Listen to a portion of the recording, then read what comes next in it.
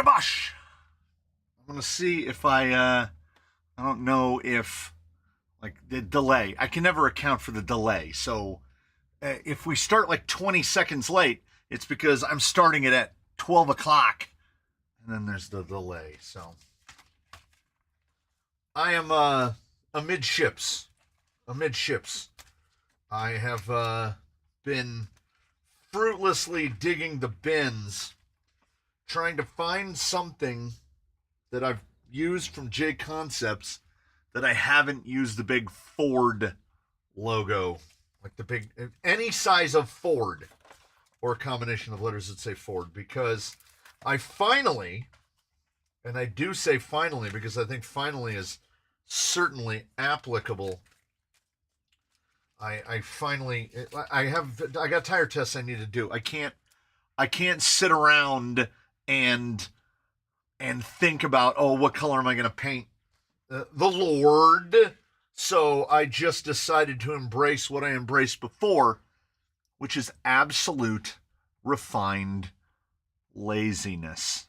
So I didn't paint it. And you know what? When he was a Bronco, I didn't paint it then either. So now he's an unpainted Mojave, and before he was an unpainted Bronco. I think it all works out. It all evens out.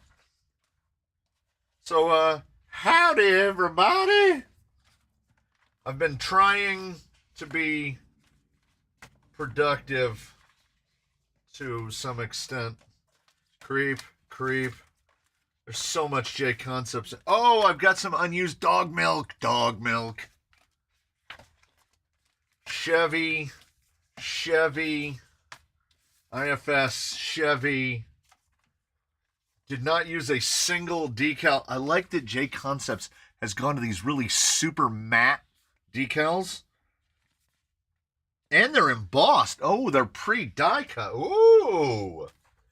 Well. But I have, as of yet, oh, no. From old, that's terrible. That's terrible with the Ford built in. That's the first Ford I've seen. Oh, hey, look. There's the same exact one again.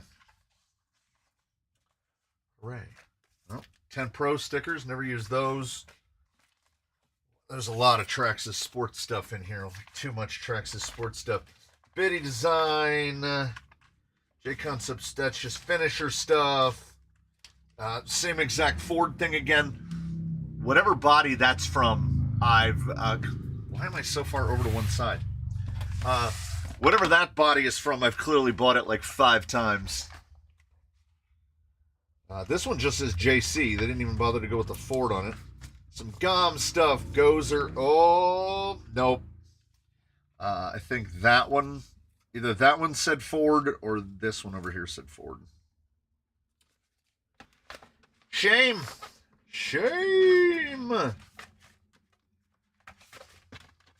Yeah, all right. Okay. So be it. I do have one other possible. Oh, Mr. Hiscock. Okay. Again, I have to point out, this isn't flexing because I finished looking through that one. So now we're gonna look through this one real quick. But I think this is all brands. I think I separated this one into all just brands. Yes. So I'm not gonna find Ford in there. So I gotta get down here and get the third one. Unused masks, sticky back foam, and then we'll get into some powered by Ford F350, some Audi stuff. There's another RC four-wheel drive sheet, another Marlin sheet. I think that whenever I get one of those big long Fords, I think I use it. I think I'm out of luck. It's fine. Oh, it's super fine because there's an F100 over there in a box. Thank you for the bonus stickers and checks and original locker parts. Very much appreciated, sir. The Ford sticker is, I need to take the F. I don't know, in font terms, I don't know what the little middle part of an F, the little part that sticks out on an F, I don't know what that's called, but I need to cut that off, flip the F over to make, that's how we ended up, that's how I got lowered on the hood. The middle of that F broke, so I just debonded it, turned it over, and stuck it back on. We just leaned in. We just stick a bunch of stickers on it, so we need to put lowered here across the front of the hood. The body's gonna get womped. So, like, it's already, when going to put stickers on it, it's already lightly womped, and we've driven it a couple times. So, man, you go on the internet and you try to find, like, where to put these stickers. Nobody uses those stickers. They really don't. Finding any imagery with those was tremendously difficult. And then, as usual, we'll stick some, you know, unnecessary, like, bumper stickers and whatnot on him. But for now, let me guess, I missed these? Yeah, I did. That's okay. There's still stickers all over the bench, too. Ooh, wonder how dead that battery is. How long has that been in there? The last time you saw him was how long this battery's been? 3.9. That's fine. 3.9, we can leave that in there. I don't have a problem with it. The fun part will be watching how quickly or slowly all of his little glued on pieces break off. Like the signals and the hooks on the bed and all that stuff. They're all gonna break off. Come on. Come on. There we go. I really need to hey, Charles Hurley, $2. I really need to so the true Lord Bronco can return. I don't know what I'm gonna do with that Bronco body. I'm starting to build a small collection of bodies that don't go to anything anymore. We've got Eddie's Sport Camper. We keep replacing bodies. I put quite a lot of glue on the door handles, so I figured the door handles will hold up pretty well. Yeah, Element, I agree. Element does give you some good sticker sheets. And I'm not a guy that uses a lot of stickers. So, I'm one of those psychos that paints them all on. You can just use long grub screws to hold the body on and the flex will keep it on. No, it won't. That's how I have Old Blue's body. I have it to where the set screws stick out about, I would say about 5 millimeters on either side. Now, he does not have this rear bracket. So the set screws might actually work for this guy. But on him, without the rear bracket, every time he rolls over, the body flies off. So, and as this guy's job, whether he likes it or not, is to test tires, I can't have his body flying off all the time. Yeah, apparently, JP Work just said Ed is already gray again. Yeah, the window is 28 days. So it's not a month, it's 28 days. Don't you just need the blue oval, just the word Ford? Well, no, because he's not a Ford, he's the Lord. So I need to cut the middle off of an F. I mean, I guess I can cut it out on vinyl. The problem is sign grade vinyl is like 5-6 times the thickness of this. So it doesn't, like, it just wants to smear off. Steve Terry gets one from Psycho 13 Garage. Oh yeah. I don't want to quote an incorrect number. Let me see here. I want to say the number of memberships that rolled off in February was yeah. Oh, even more. Yeah, because that's the date. Cancellation last 31 days, 267. Yeah, that's half. Half of all the memberships that had been purchased have already, well, all of the memberships that had been purchased in that first, outside the 28 window, they all rolled off.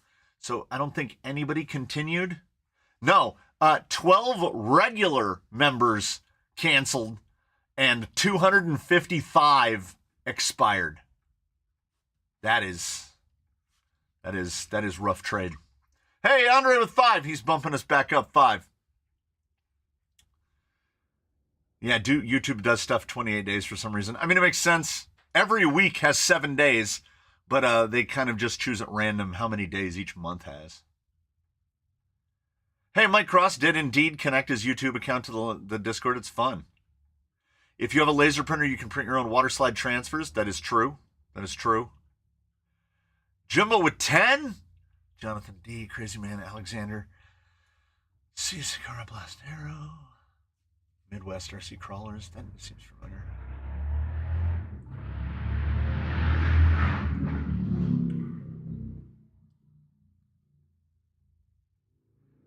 Yeah, I've done the water slide print ones before. It's been years. They used to make water slides that you could print with inkjet, and then you just sprayed them with like flat clear, like matte clear, and then cut them out and then water slide them on. I'd used some to make logos for my car way back. Works pretty good. It works pretty good. Yeah, I got who asked it? Who asked it? Aaron Schmidt asked, am I the only person who got gifted a membership and decided to keep going? It's really rare. You are a 1%er. You are a 1%er. I would say like 1 in 100. So the only thing that I wish that I had before I went all crazy with the super glue was like colored markers, so that I could color these in yellow or whatever. But I figure they're going to break off anyway, so it's not going to really matter. I have that test. I have the S5 King Trekkers, S5 King Trekkers that need tested. So I needed to put them together. God, he's like an atom bomb. He's so heavy. So I have something set aside that I'm working on for today because we start giving things away next week. And the goal is 1 a week. I've got some folks saying that they're going to send stuff in, which is going to be cool because that will facilitate building the things to give away. I have 2 already set aside to depart, so I will likely do those the first 2 weeks. Wait, no, this is what happened. That's what happened. Oh, Bruce's partial should be landing very soon. Yeah. Bruce is up on Sunday to the public. Not just a Bruce's first non-members video since he was in the quick view. So, a buddy of mine, my brother from another mother, has been bothering me. I think I mentioned it in the members show, so all but like 4 of you already know. He's been bugging me to put a rig together for him that him and his brother can use to not work at the job site. So I dug through the bins and I was like, you know what? I think we can work something out. I do, unfortunately. The worst part of this is I have to disassemble desert lizards and put them back together.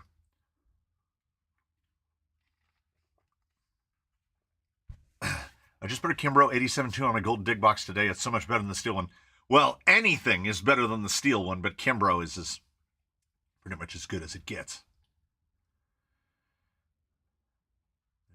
Mr. C, I'm working on my return box of things to you. I have a J-Con Ford cab, including the decals if they'll work. Yeah. If they have one that just says Ford that isn't like blended into other stuff, then it works. Welcome to the Secret Society, John Stover. That guy's screen name is just 01. 01, sort of. He's a loader operator. So they work at what they call a plant, where they crush down concrete and rock and stuff, and it makes it into all the piles. And then they scoop the piles up and he loads it into trucks. That's what he does all day. So some of these piles are like 80 feet tall. It's crazy how big these piles are. So what I'm thinking is, and my thought was 1080, Enduro 35 turn, maybe not indestructible, but inexpensive, and good old Vanquish VT1, the perfect application for a VT1, because there is a TRX4 gearbox under here with a 2-speed on it. So we can set the 2-speed up on this one right here. And I was going to put it on Canyon Trails, but then I thought better of it. It's going to go on the flingies. He's going to get the flingies. Because 2-speed TRX4 box AR45s. It is not, I want to say that the gear reduction is under 20-1. Like 17 or 18-1. And in high gear, I don't know what. And I had bought this originally for Eddie, and then spent the money again and bought the Super Phoenix specific one, the one that comes in multiple pieces and you bolt all the cage together. So I have no purpose for this. And when we cut it all down and cut it up to clear Fling Kings, we won't mind doing it. And we will hopefully get it to mount up using the factory holes. And if we run sliders, we run sliders. And if we don't, we don't. It's all, you know what? It's all good is what it is. I think I selected the correct pieces. And it's a 3-link axle on a 3-link chassis. Although it's not going to really matter how good the front end geometry is. It's going to be borderline unsafe at any speed. I'm going to go with the smallest absolute pinion that I can get on there, a 9. Because even at 945, this thing is going to be absolute smoke. So, and I also have a bunch of 9s, like a bunch. Because going through the trials and tribulations of TRX4s, I had a bunch of instances where I installed 9s and was like, you could just put a lower key V motor on it and then not have to run a nonagon.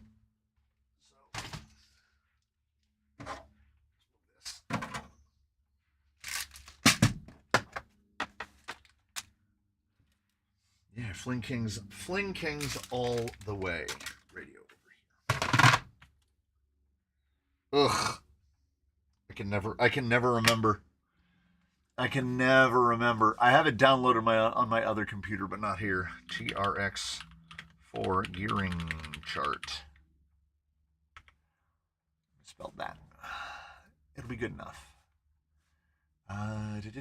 There it is. Okay, a 9 goes in A. Oh, so it is the one that I thought that it was. And then we get to do the fun. We get to do a little dance. If you like to do a little dance. What did you miss? Nothing.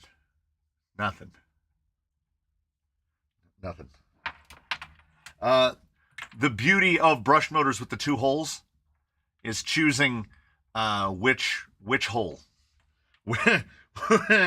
Which hole is going to make it line up the mesh properly. I think we can get away with a 10 on there. These guys don't know nothing about RC cars, so I wish I could use Torx fasteners on it so they couldn't take anything apart. I'm gonna go this one. Hey, +5. Some of these hey, Eric Rombo. I know that name. I feel like I haven't seen that name in a minute, but I know that name.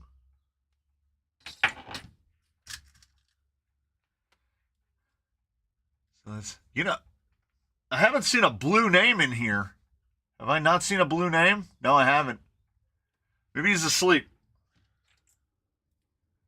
Who knows what that guy does over there in España.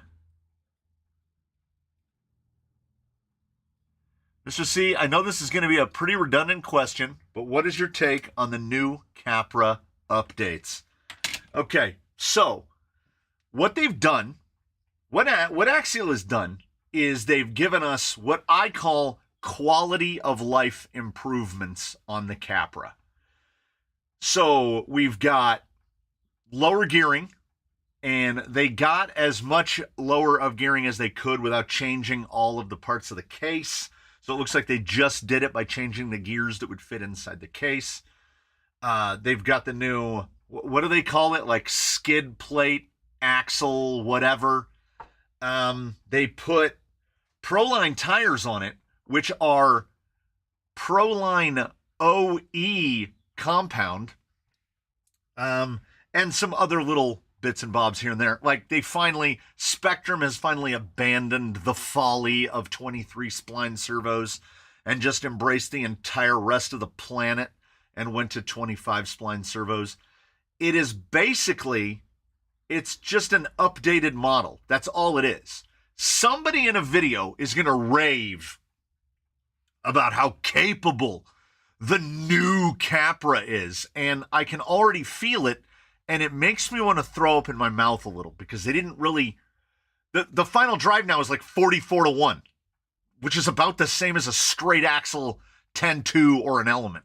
So they've now put a portaled vehicle with about the same gearing reduction as a straight axled whatever running on a 3-gear. They bumped the price up $10, and I'm almost sure that they're manufacturing the new one in China, so their profit margin is going up. They didn't shrinkflate us, really, because what were they? The R35s, Nittos, the Trail Grapplers were pretty terrible. All of the upgrades are indeed, JP Word is correct, is positive. They didn't botch it. But what they did do is they didn't give you Capra 2. They just did some slight quality of life improvements on a Capra, which should have been done 2 years ago. So, and also the announcing it like within the same, I said before, within the same breath as the Gullymon makes no sense. Doesn't it have non-leaky super shocks on it now? The shocks are identical to the Capra shocks that have always come on Capras. I have not seen one taken apart, so I can't say that they haven't changed the seals in them, but Axial uses the same seals in everything. It's the same seal in a 10 Pro shock as it is in a Capra RTR shock. So, who knows? It's Mr. Saxton is $559. It went up $10 over the price of the old Capra. Yeah, just a refresh. Yeah, 100%. And it's kind of a thumbing their nose at that they're going real cell carrier business model. Oh, you already own a Capra? We're not talking to you. Go sit over in the corner. This is the one for people that don't have one and are willing to drop $559 on a vehicle with garbage servos, garbage Spectrum, everything. They've made the new Capra sort of into an optic now. It's about $400 to get that Capra just sort of competent because you have to replace not one servo, but 2 servos. There's still, I mentioned this on the Discord, the fact that in the year of our Lord, 2025, Axial went out of their way to make a new and improved 35-turn sealed can brushed motor. Please. Even Red Cat is giving you a detuned Fusion. So As what does Wolverine cost? You could build Wolverine for significantly less than the cost of an RTR Capra. Well, I mean, think about it. His energy cage is about $35. You're going to need a Stealth X, which is about $55, so we're at $90. You're going to spend about $150 on axles. So we're at $240. You're going to need to pick out a servo of your choice. Let's call that the $60. So now we're at $300. You're going to need to put a secure combo in there for about $70. You're at $370. Wheel and tire, I'll give you $100 for that. You're still $75 below a Capra, and it's gonna go. Oh, you need links. You're still gonna be about $100 cheaper than a Capra. In this day and age, I don't understand. Yeah, Ed is absolutely right. Look at what are all the new releases? Gullymon, Optic Kit, H10 Origin, new Capra, buggy. What does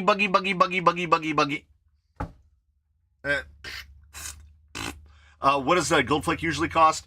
When they do the whole thing, you're looking at about $250 in slider format. $250 minus shocks. I call the Goldflake like a $500 build. You can start it from nothing. Like, you have no kits, no boxes, no nothing. And for about $500, you'll have a fully done Goldflake, and you'll have nothing left over. That's the real beauty of it. RTRs are going to cost you way more money because there is stuff that has to be replaced.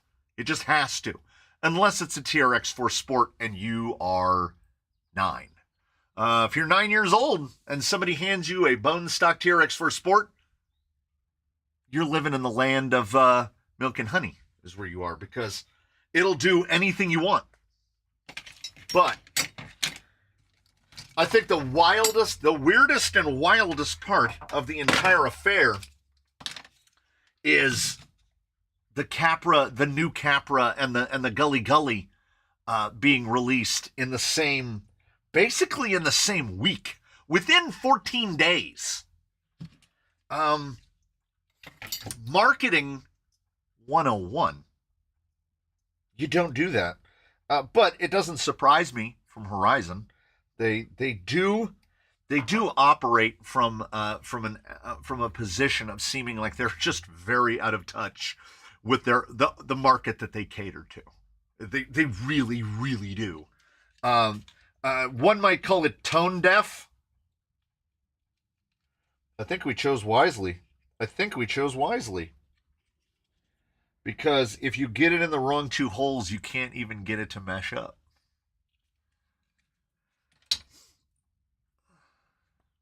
All these new buggies and RC four-wheel drivers still surviving on the TF2. Well, they tried to make the TF3, and that was a catastrophe. So, yeah, they really are. And, like, nobody apparently really liked the Miller Motorsports, but it didn't, because they were just doing a license, it didn't really seem to have hurt RC four-wheel drive.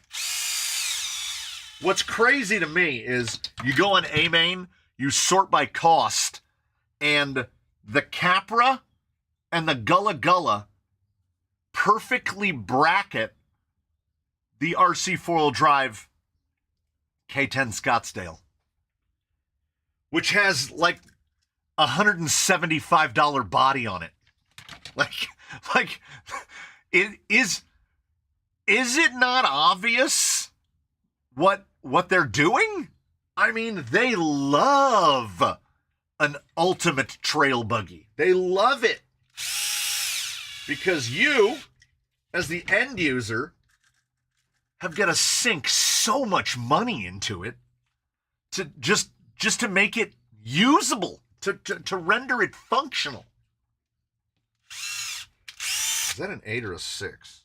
We're going to go with a 6. I don't trust it.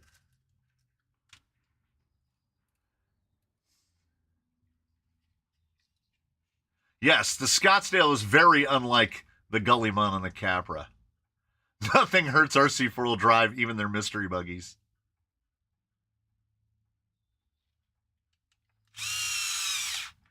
We have been calling the Gullah Gullah so many names, I genuinely can't. Gilamon? Helamon. I just remembered the Exocage video. Helamon. Yeah. You know, it's a rejected Pokemon, is what it is. We can call it whatever we want, and no one can stop us. There is something absolutely wonderful about putting a TRX4 chassis together. It does not fight you. Even the Leaf guys are using Vanquish now because it's more affordable than RC four-wheel drive. Yeah. I hear that. That's the long one, so we don't put that back one in. Ladies and gentlemen, can he assemble a TRX4 from memory? Probably. Probably.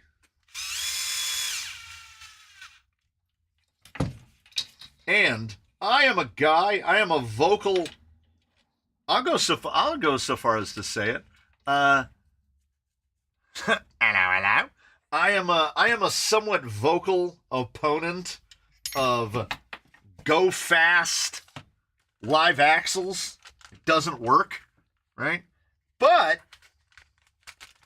we're basically just building Rusty again. I'm building Rusty all over again. So I do have another K10 body over there hanging on a hook, but I don't think the K10 is a particularly good option considering those body grinders. I used a 3250 kV on a worm drive box. Output is 13 RPM. That might be a little low. That might be a low. Oh, that's just a hair low.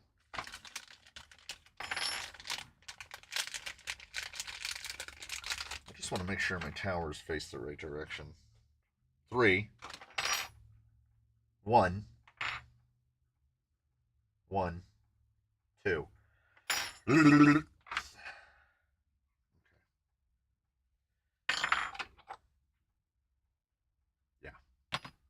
Yeah. It's good. Let's do 10s. 10s ought to work.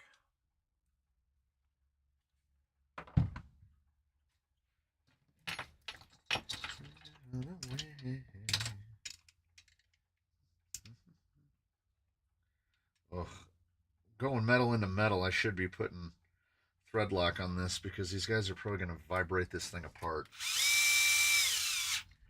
But once it leaves my hands, that is a them problem.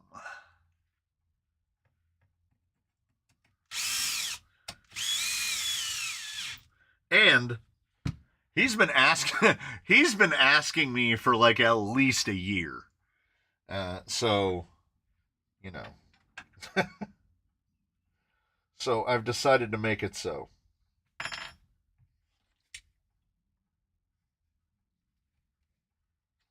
Towers are fresh cut out of the plastic and have the marks on them as if they've been used.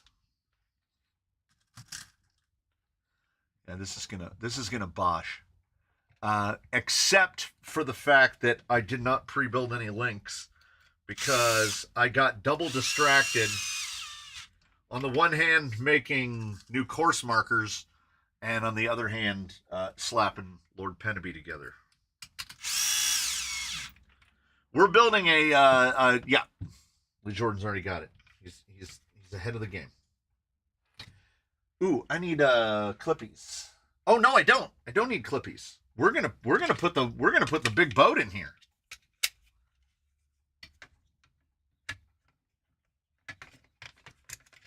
Why not? Right? Am I right or am I right? We're gonna go all the way. We're putting a receiver box on. We're doing the whole thing. Take us along on a YouTube payday shopping spree. Yes.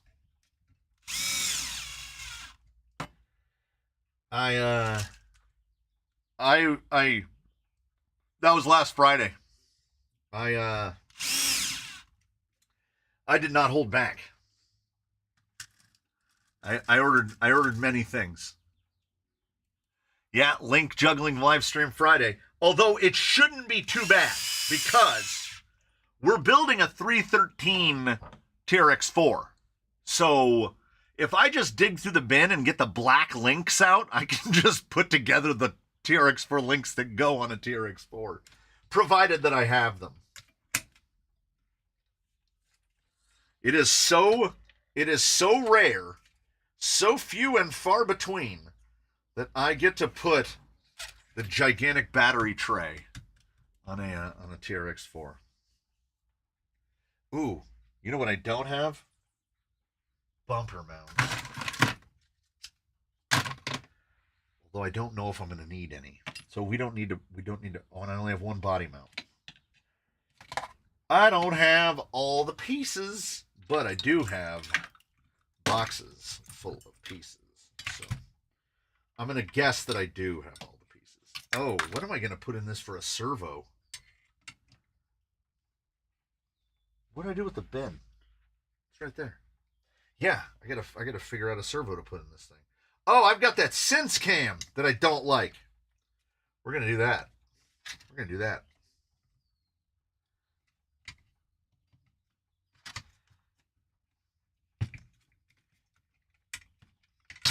Why is this not a, you know, what's the word I'm looking for? Fitting. Why is this not fitting?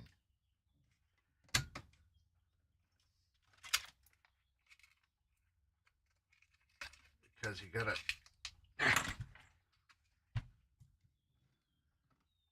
with 300 millimeter wheelbase, yeah, the shorter your wheelbase, the smaller your turning circle is going to be. All other things being equal.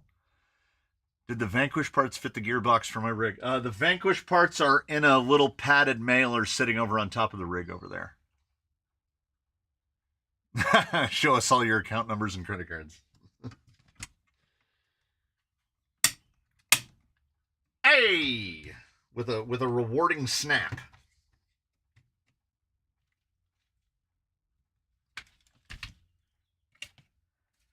I feel like I've done this a couple times. We shot a TRX4 Sport video today. It was a great run, such an enjoyable rig. I have nothing to argue with that. TRX4 Sports are great.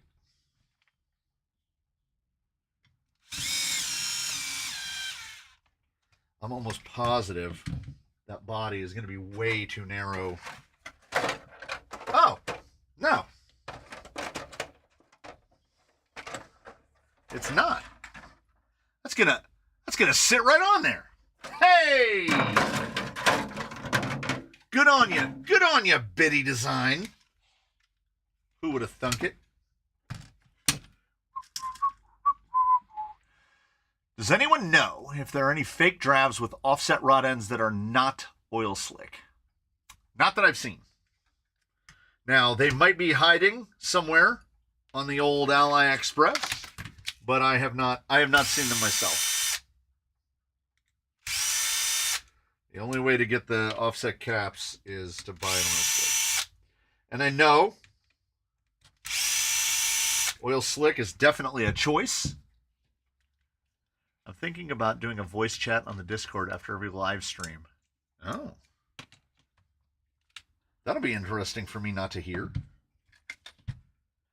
Because I have made it a process. It is now part of my fundamental process that after the live stream, my RC day is basically done. I don't like the framing of that at all. I try to stop at that point. It's a nice close to my RC week.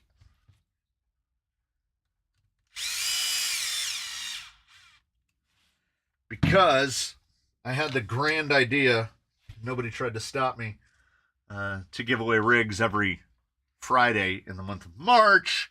because we have the perfect 4 live streams on the 7th, 14th, 21st, and 28th. So that's what I'm going to do. And I had to prep for all that, so I didn't take a day off this week. And I have some regrets about that. I'm very, very tired, and I have to film. Yeah, I had thought about just buying the offset caps from Deluxe, but that's $14 a pair. Might as well just get them with the shocks. Yeah. Offset caps are only something that you need sparingly. I think I run offset caps on like 2 or 3 rigs here. You can also make yourself baby offset caps by taking Vanquish ends. They've got the really short ones. Cut the little tabby off like I did on Jolly Green, and that moves it over. It's not super offset, but it's offset a little. Sometimes offset a little is enough to get it to clear. Wire guides. Front left. Right rear. Front right. RLW. Wow! 4 for 4! That's crazy. I wouldn't have believed it if I hadn't done it myself. Hello, friends.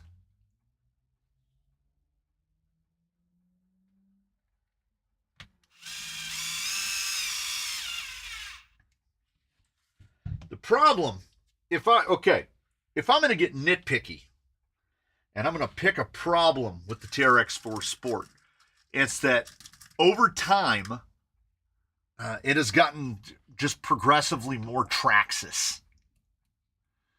Which means like you've got the clipless body mounts, and the clipless body mounts attached to holes in the fenders. So if you want to remove any of that stuff, you're really de-Traxxasifying it, which is part of the reason why it still stings that we lost the Sport kit. I don't really have a problem with the Sport RTR nowadays, especially now that if no one is following their A-main, the price of the new China base camp already went up $20, so the base camp now costs more than a Sport again. Hey, Sputter Crawler! My name is Jeb. I sell air. Hey. The High Trail and regular use the same panhard and drag link. It just uses a servo drop-down piece of plastic to keep the same geometry. I was under the impression that panhard and drag link, yeah. The upper link is different. That's right. Yes. Pretty soon they'll start using Traxxas-specific hardware. And you'll need the licensed Traxxas tool to remove everything. Don't put it past them.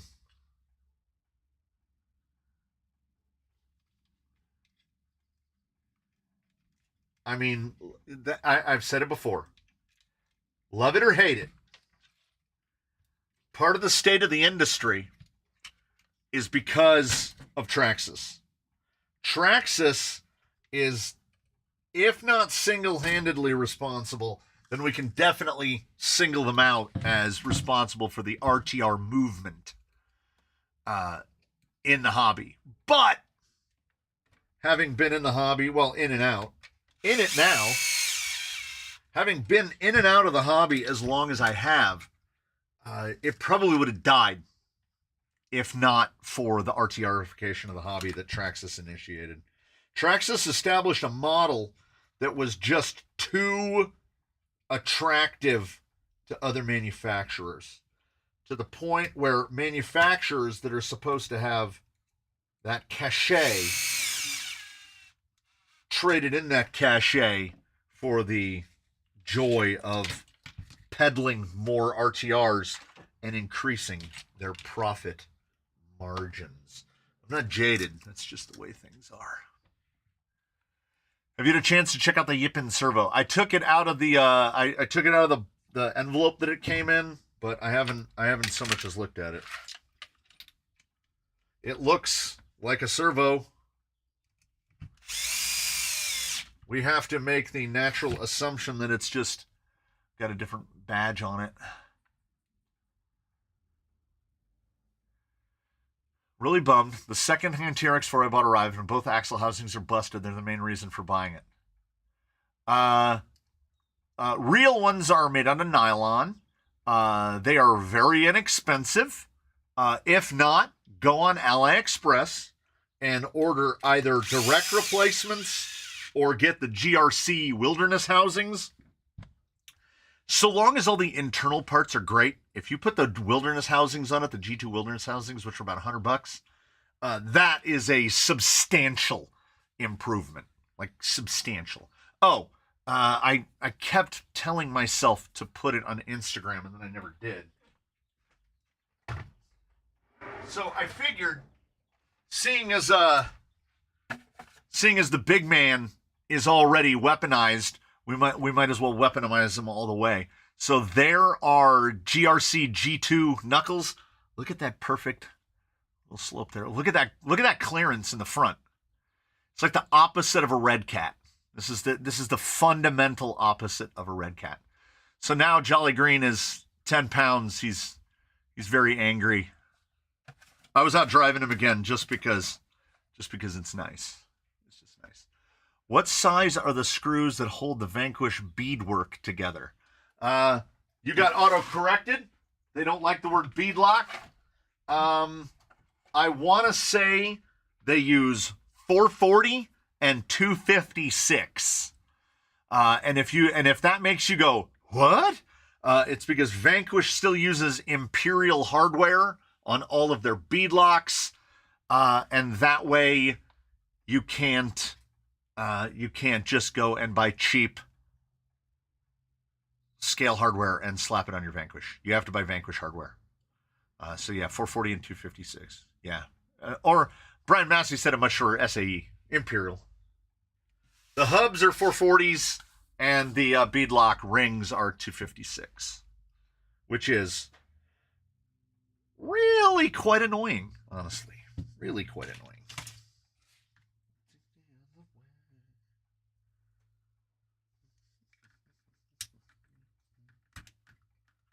Think about it. Think about it. Too much, too much. I swear the threads hold more torque. Oh no, they will. They're the metric hardware by comparison is basically super fine.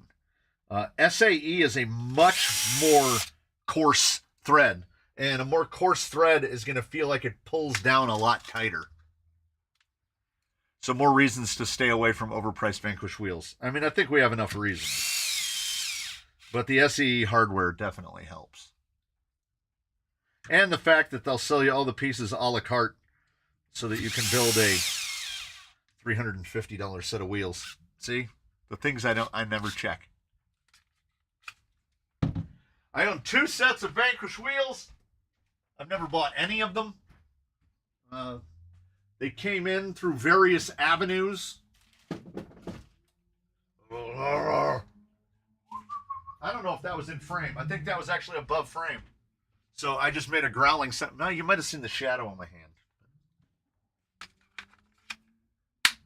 Want to buy my rusty, muddy, broken, mostly used hard RC without seeing it? I feel like that's the market, you know? That's the marketplace. I know what I got. I know what I got. Yeah. I know what you got too. So we're going to save ourselves. Anybody who showed up late, there's the Lord. He's assembled. He looks pretty smart. And he's going to get a wheel replacement. I know that he runs the exact same wheels as Baseline, but we have a better choice.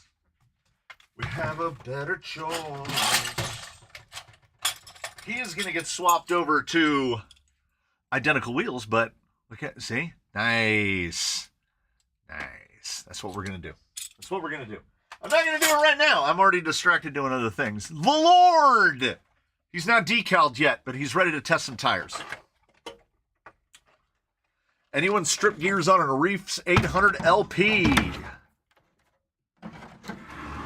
I mean, if there's a servo made, I've pretty much broken it.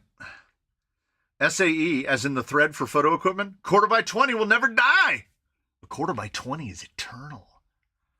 3/8 by 16 as well. Nick Mazziati, gifted 5. I've seen these names before. Your boy Blue, I know that name.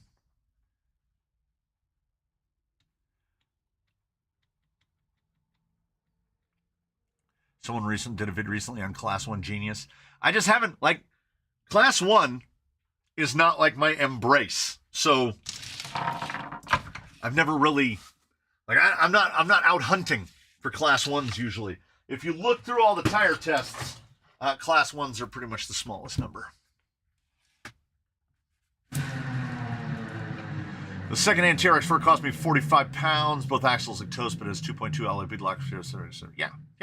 And like I say, if you have a source to get Traxxas plastics, axle housings are dirt cheap. They're like $9 or $10 each. I don't know what they cost in Europe, but over here they're like $9. And you have AliExpress, so you can get alloy housings. We need a front body mount, and we need a bumper mount. I need the TRX4 bin. I think about it too much.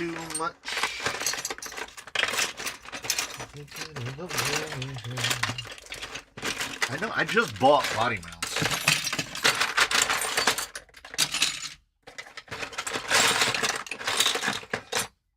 Said, yeah, brand new. I don't really care what direction they're supposed to go on either. I want them on the more accessible direction. Will we be getting some more content on tuning the Phoenix? I hope so. I don't know if it's worth the money, but the Vanquish wheels are the easiest to work with and change up. No, I would say I'd give that to Trail. Well, some of the Trail. The Trail that only use 6 bolts on the back are probably the easiest. Vanquish feel just like everything else, and except, save for one thing, Vanquish use a 20 or 21 millimeter ring, so sometimes the tire is really pinched around the insert. So sometimes a Vanquish will fight you a little bit. Yeah, I bought 2. And there's some more. Now, what I probably don't have is a rear mount. He's wrong. He's always wrong. Just ask the internet. He's always wrong. What CMS mount fits the Endura carbon chassis? I don't know. I can't say.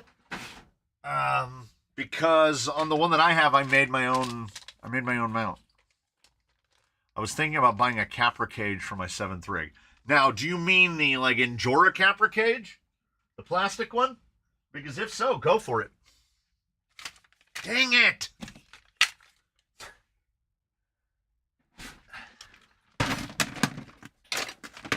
Vanquish wheels at one point, there may have been a difference in quality that could be used to mentally justify the amount of money spent on the wheel. But now Trial wheels exist, and I would put the level of Trial machining every bit as good as what's coming out of Vanquish, and they cost 1/3 the amount. So, or wait until April for a real Capra cage. Yeah, there's that. The Endura one is built perfectly well enough. I don't like. There's more room in it. The Endura one's a little bit bigger. I want to say, based on my rapidly dimming memory, 50 plus vehicles in the fleet. 1 Capra cage. because working inside a Capra cage is not fun. This one has to go the other way. I just remembered the servo. My RC budget for 2025 is 0. Other than a couple servos, is going to be a lean year. Sometimes it do be like that.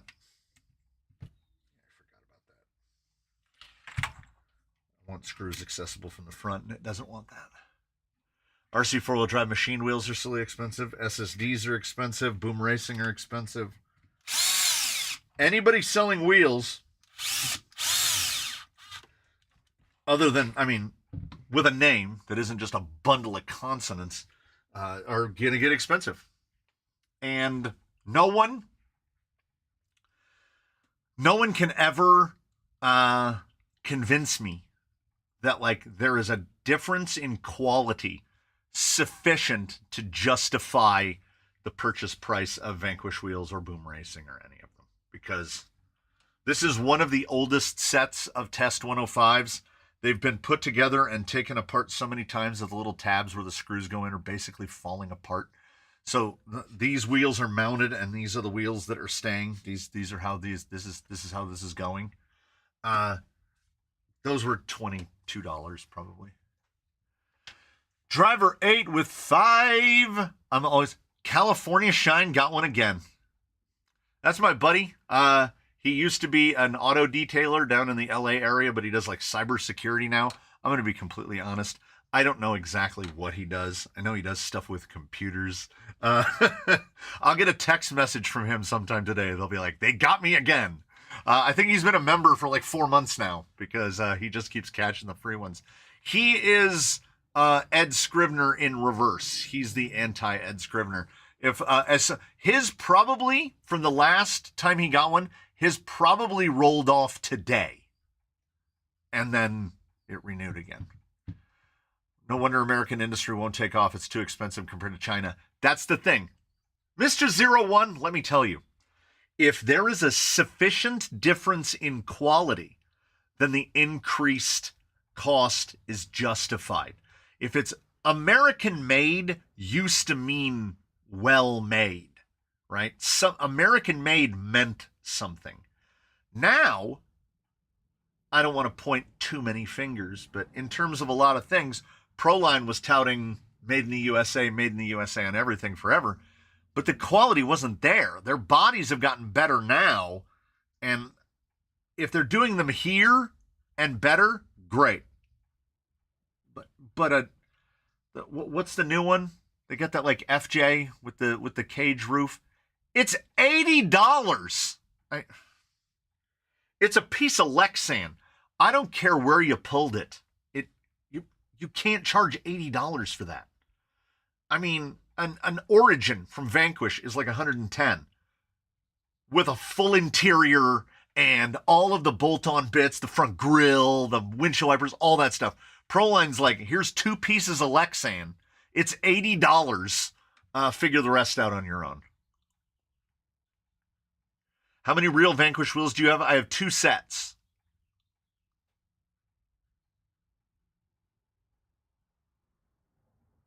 Some no-name wheels are better than Trial. I haven't met one yet. The machining quality on Trial is just superior. And again, what do I know, right? Just some guy on the internet. So this is this drawer of beadlocks. There's more than one. And like, here is a real Trial vintage. And somewhere nearby, maybe perhaps in the same drawer, should be fake Proline vintage. No, they're in the next drawer. Behind all the Vanquish bits.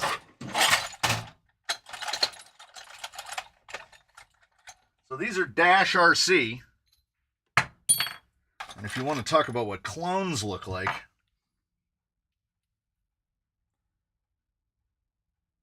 this is called getting cloned. Different shape in the circle. This one's more of a Well, a little longer slot. These are they're getting good. They're getting good. But there's the machine work is better on the trail. But these do come with very inexpensive steel rings that are very heavy.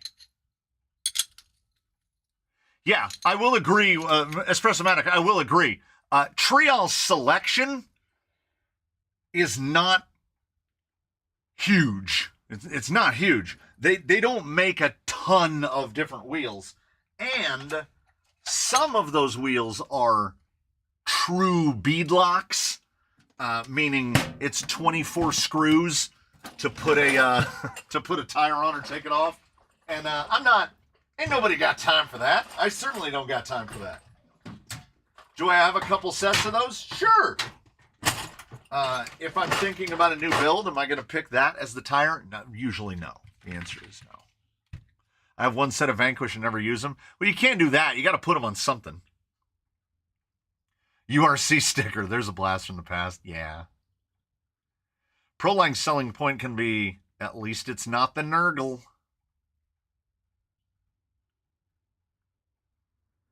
Hey, I love the GRC wheels that are on Bruce. They're great. Is there build quality there? Those things are pot metal. Those were cast and then enameled. They built those things like they used to make an old tin coffee mug. So are they the best wheels? No. Do they look good? Pretty good. They look pretty good. I sourced my wheels from Injora and BDXRC. Yeah, I have a lot of. Oh no, mine are HYBDX. That's what I have a lot of. I was hoping I had one of the rings that says it on it. I have many sets of those. They tend to be the cheapest. They're probably all mounted right now. Like this might be a set. I buy a lot of 105s. 105 is my go-to test wheel because everybody makes a 105. The 105 is kind of the Super Swamper Rocks tire of rims. That's not a bad thing. We're gonna get out the jig because we have it. What I should do is see if I can get the body mounted. Yeah, we're gonna put that sense cam in here because I am no great fan of that servo. The helical gears are very annoying. Most Japanese wheels parts have far been acceptable. Some need a bit of hand fissioning. All have provided screw bolts replaced with not ones made of cheese. You can really, you are well and truly rolling the dice on that hardware. Injora's good, but it doesn't matter who the manufacturer is. If it's some no-name brand selling on AliExpress or Amazon, sometimes the screws will be just fine, and on the other one, the third screw you put in the beadlock ring just snaps off. There are no guarantees. Let's see where 313 gets us.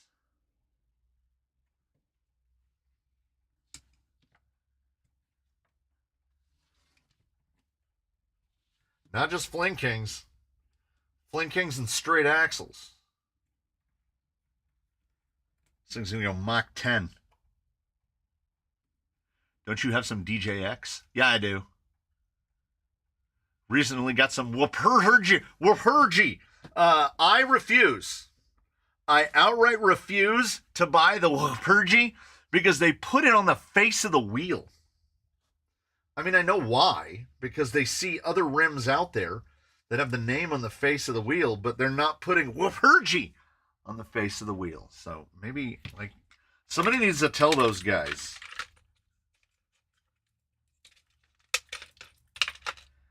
To not do that.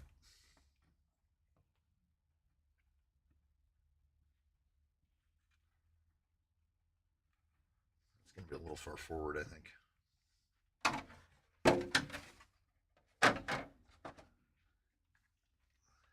Oh, maybe not. No, that's gold. That's gold. That's gold. I'll just chop the front a little bit. I want that front axle right there because that is a dead straight Panard. Dead straight. Nice. Nice. Add a good pinion angle.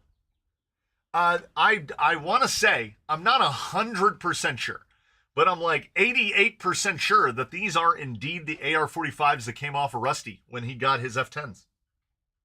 So we're passing the torch, as it were. So we're going to set this. Oh, we can just do that. Bosh! Bosh! All right. Don't move. Don't move. We're going to guesstimate a front link. Ooh. Long. Real long.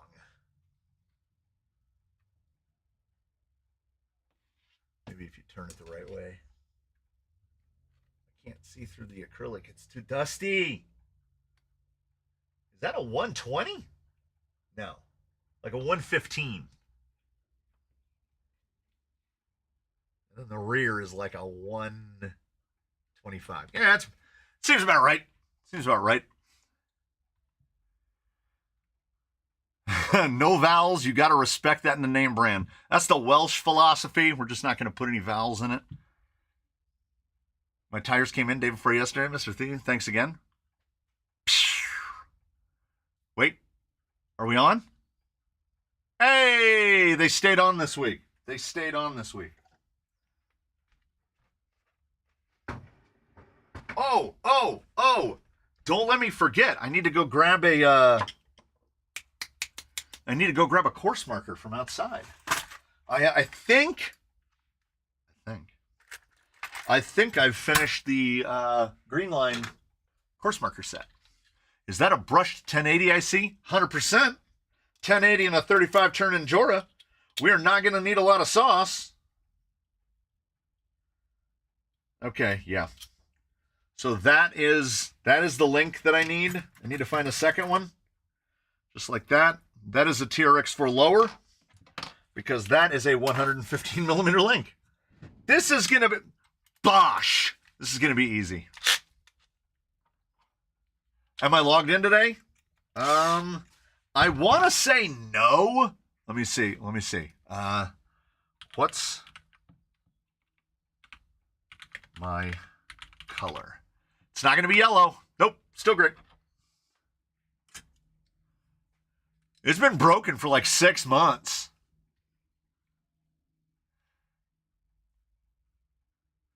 Just saw EXO put an SCX-10 Pro front axle on one of his Executioner builds and didn't mention links at all. Okay. I think that not, well, okay. If he's not running BTA, was he running BTA? Because if he's running BTA, you have to run a 52 millimeter link. If he didn't mention that, I think it would have been kind of nice if he had mentioned that. Because mine was a nightmare. Has anyone seen the new S5 Klingon? Looks like a skinny rupture. Yeah, they are carryovers from the micro guys. The micro guys know the Klingon.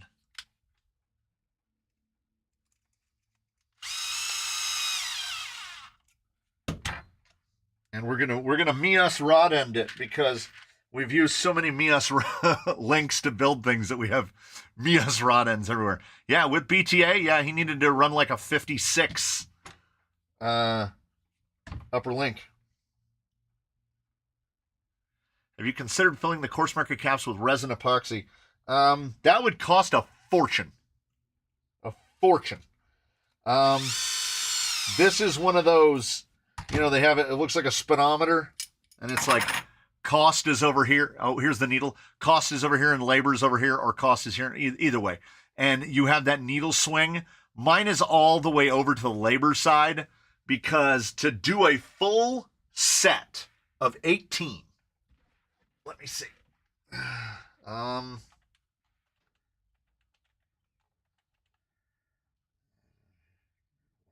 8. To do a full set, it's under $1 a marker. That is the cap, the wood, the nail, everything all together. So under $1 each. Epoxy resin would cost way too much.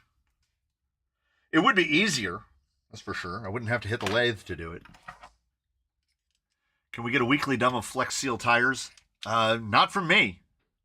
Not from me. If you've never used Flex Seal before, it is disgusting, and I hate it. It is every bit as bad as, like, Henry's roofing compound. Awful.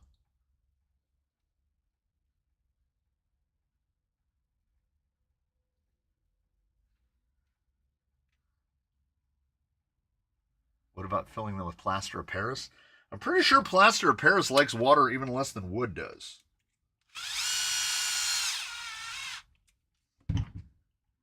Could fill them with concrete. Now that I say that out loud, I should have just made molds and filled them with concrete.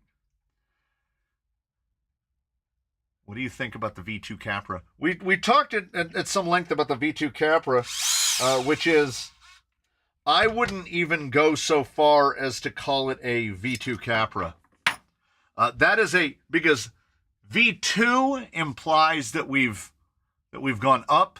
I would call it Capra version 1.2.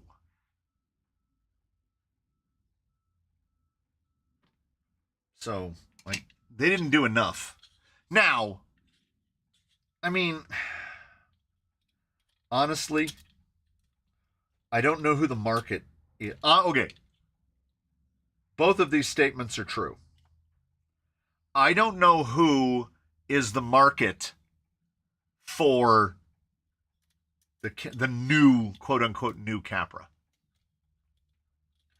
I also know for a certain fact that I am not the market for the new Capra because I have no desire to own one at all. It does not appeal to me on any level at all.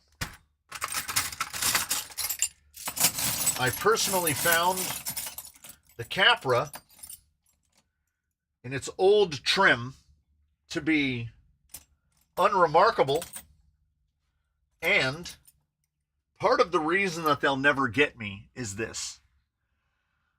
I purchased the Capra kit that would go on to become, in semi-equal parts, Zoidberg and Misdirection for $249. And that wasn't on sale. That's just, that's what it cost. A Capra kit was $249. And now, the RTR is $560. So the motivation is very low.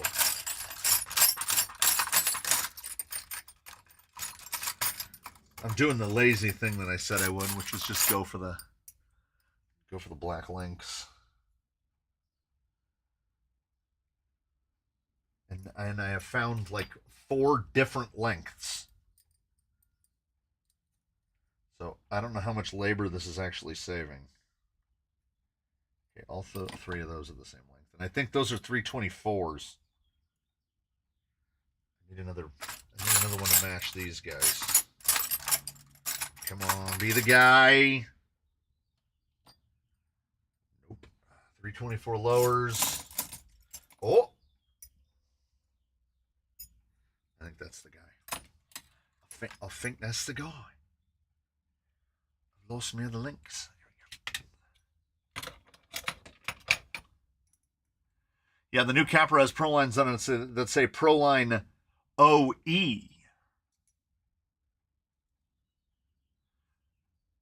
Yeah, V2 Capra designed for a better ratio on the gearbox, but they wanted to obviously keep the same footprint. It would be my guess that the outer plastics did not change extensively, because if they had, I need offsets for this. they could have gone to a much lower ratio than what they did.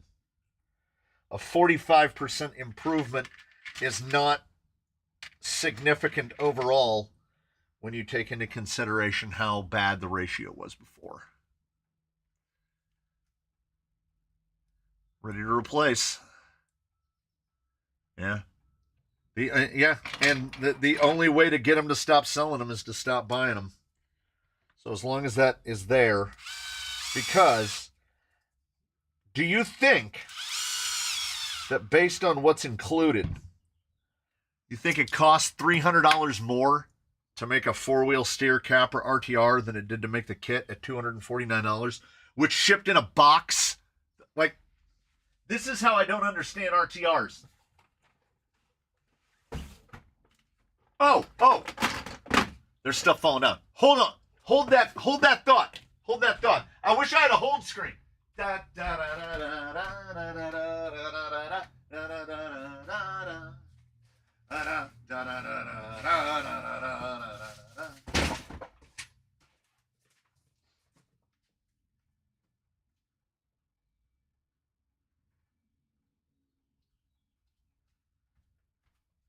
All right, this is like 3 coats of clear. So these are the new bases. These came out pretty nice. Woo, 7. So they're not all numbered 7. I numbered them. I found some really, really, really inexpensive numbers at the Hobby Lobby, and they have 3 layers of clear over them. So these should stay together. And tell me that is not the Canyon colors. It just blends right in there. Okay, so I'm gonna get a copyright strike for my very poorly dotted girl from Ipanema.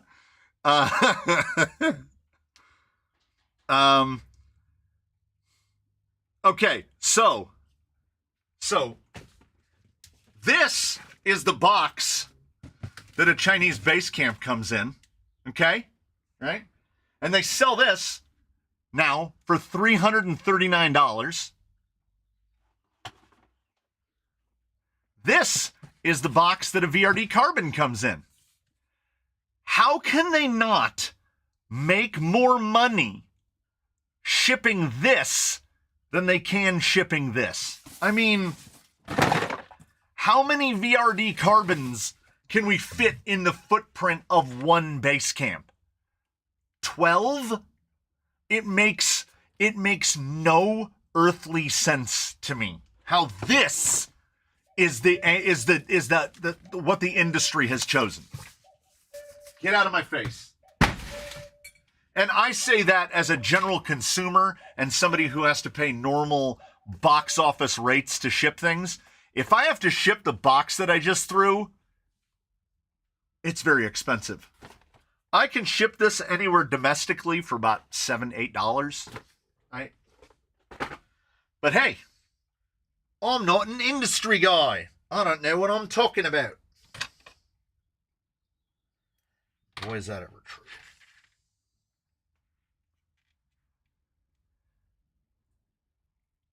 Okay, I just read a comment that says RTR will outsell kits by orders of magnitude.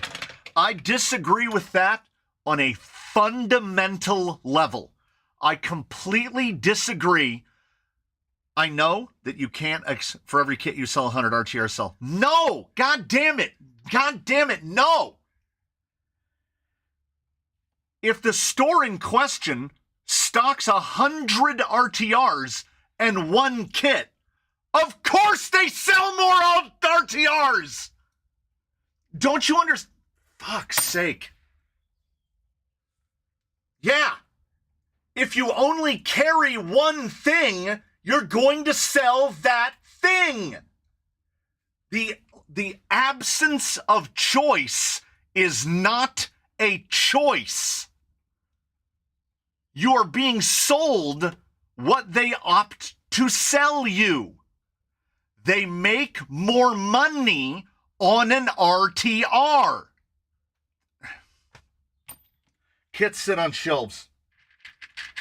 I come from a time where somehow the hobby managed to sustain itself with no RTRs at all. None.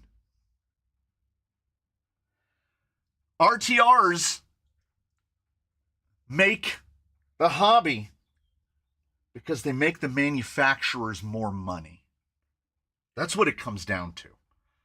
It's the initial implementation of shrinkflation.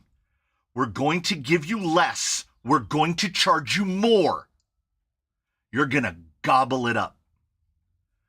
No one will ever convince me that the RTR is good for the hobby. It's not. It operates under the auspices of infinite growth. And infinite growth doesn't exist. It doesn't exist. You're going to run out of people who are willing to walk in to a hobby shop or go to an online vendor and spend $600 on an RTR whatever. Because you're going to drop that $600, you're going to bring it home, you're going to be so excited. And then you're going to go out and use it. It's either going to break, it's not going to drive for crap, the radio's terrible. Then you're going to be like, what? Why did I just spend all this money? Oh, I'm not saying all RTRs. Go buy an Arma RTR, right? Great. Bashers, go for it. Drift cars even. What difference does it make? I mean, sure, the go fast market can support $1,000 RTRs.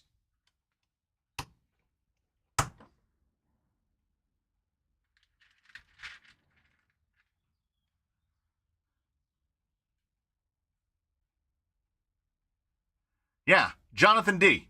RTR is pointless for crawling and racing. Yeah, 100%.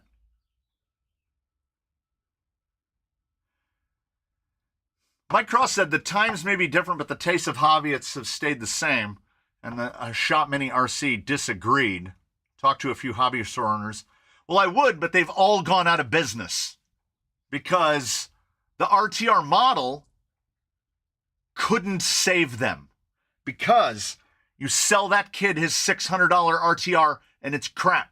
And he goes back to the local hobby shop to buy upgrade parts for it, realizes he needs to put $400 to $500 into it, and then he's now disenchanted. The illusion is now shattered. RTR is good for the manufacturer and bad for the hobby. It's good for Horizon. It's good if you can support it. It's good for Traxxas. It's good for Thunder Tiger. It also allows them to sell an inferior product at an inflated price. We're going to sell you something that's less good for more money. And you're going to take it and you're going to like it.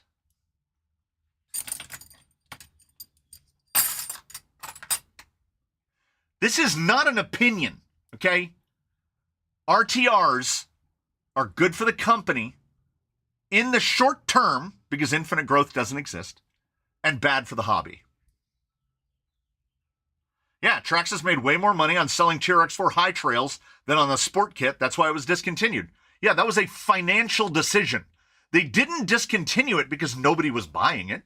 They discontinued it because they can make more money on the other thing.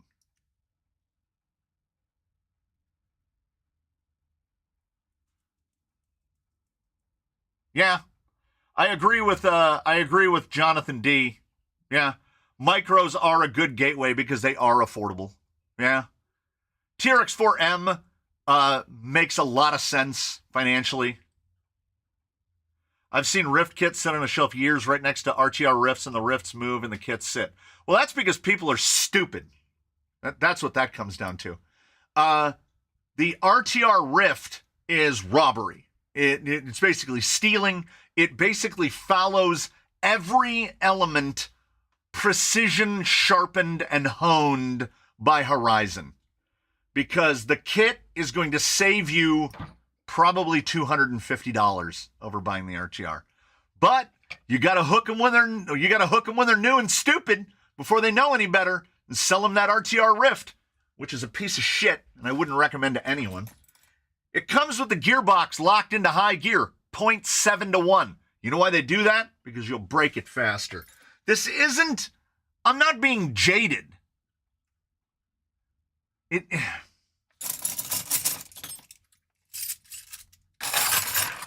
here's the real problem of it.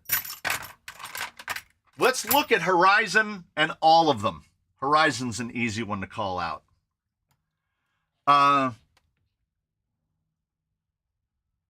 If they keep allowing, they can't keep getting away with this, is how it works.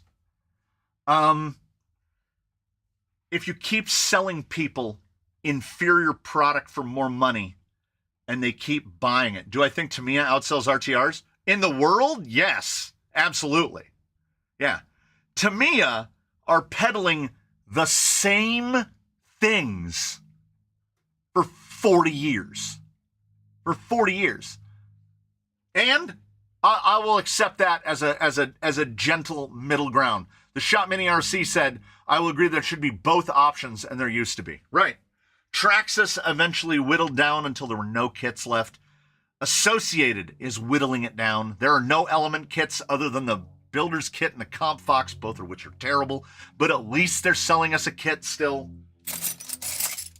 What's Axial down to kit-wise? Base Camp?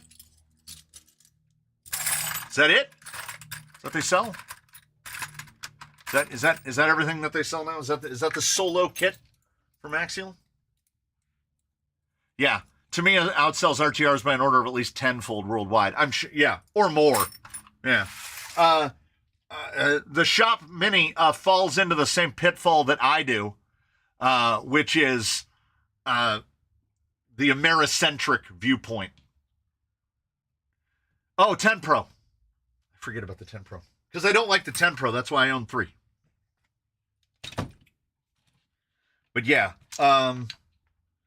Tamiya is enormous on the world stage. And the kit usually came with upgrade parts. Sputter Crawler, I know you're trying to be helpful, but that's the thing that kind of gets me enraged. The 2 Vanquish kits, the VS410 and the other Builder's Kit, they don't come with any hopped up stuff. It's just a disassembled Fordyce and stance with less stuff. They're false economies. Kits with upgrade parts is awesome. Well, there's still one. It's still out there until they stop selling it to us. The kit with upgrade parts. It's kind of the only one, but it exists. For now, it exists for now.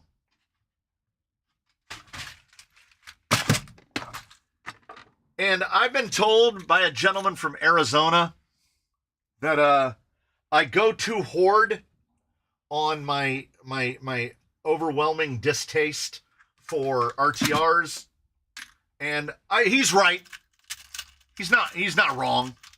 I go too hard, but I'm not explicitly an enemy of the RTR so much as what the RTR has become. We're giving you $25 worth of electronics, so we're going to nerf every other part of the vehicle. Sintered gears in everything, low cost everything. We're going to put tiny little skinny, thin 4mm. That's a lower link. That's what they think of you now. Shocks that don't hold oil in them. Electronics that either burn up or just don't work. It's not the RTR. It's the way they're wielding it.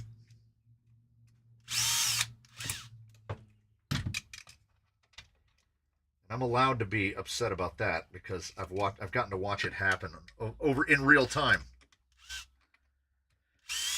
Which is why whenever anybody says, oh, well, you know, Traxxas hasn't made anything new in the crawler realm. Well, I mean, hell, they've got like 3 newish things. What is it? The new Jado's just an 8th scale buggy. But the electronics on a TRX for Sport are actually functional. Like, you can actually use them. Because they've been peddling the same stuff for a decade. Well, they've been peddling the same Go Fast stuff. They've been peddling that same platform for... Okay, that needs to be an offset end. Dang. That's a front upper. That's why that's hitting.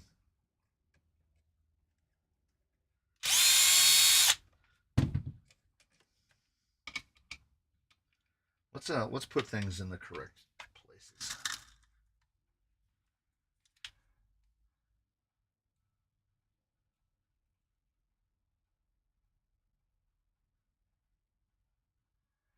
But really look at all the RTRs we bought and how many are really in the condition that they came out of the box. None of them. The RC industry is not buyer-driven at all. It's manufacturer-driven. It's cost of manufacturing cost-driven. I said it before. Bottom lines over crawling lines. You gotta maximize that profit.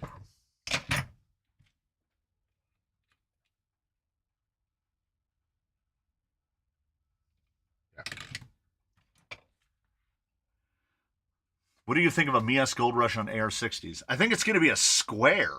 You would have to, you would have to, I'd like to see it. Voodoo's kit is a better value than the VRD Carbon. Jonathan, I think it's too early to say that because we don't have it yet. When we have it, we'll be able to make that argument. I still don't know what the gearbox looks like. I don't know what the FMM looks like. I want to see those parts. And then I will make a statement as to whether or not it's worth the money. And I pre-ordered one. I did it live.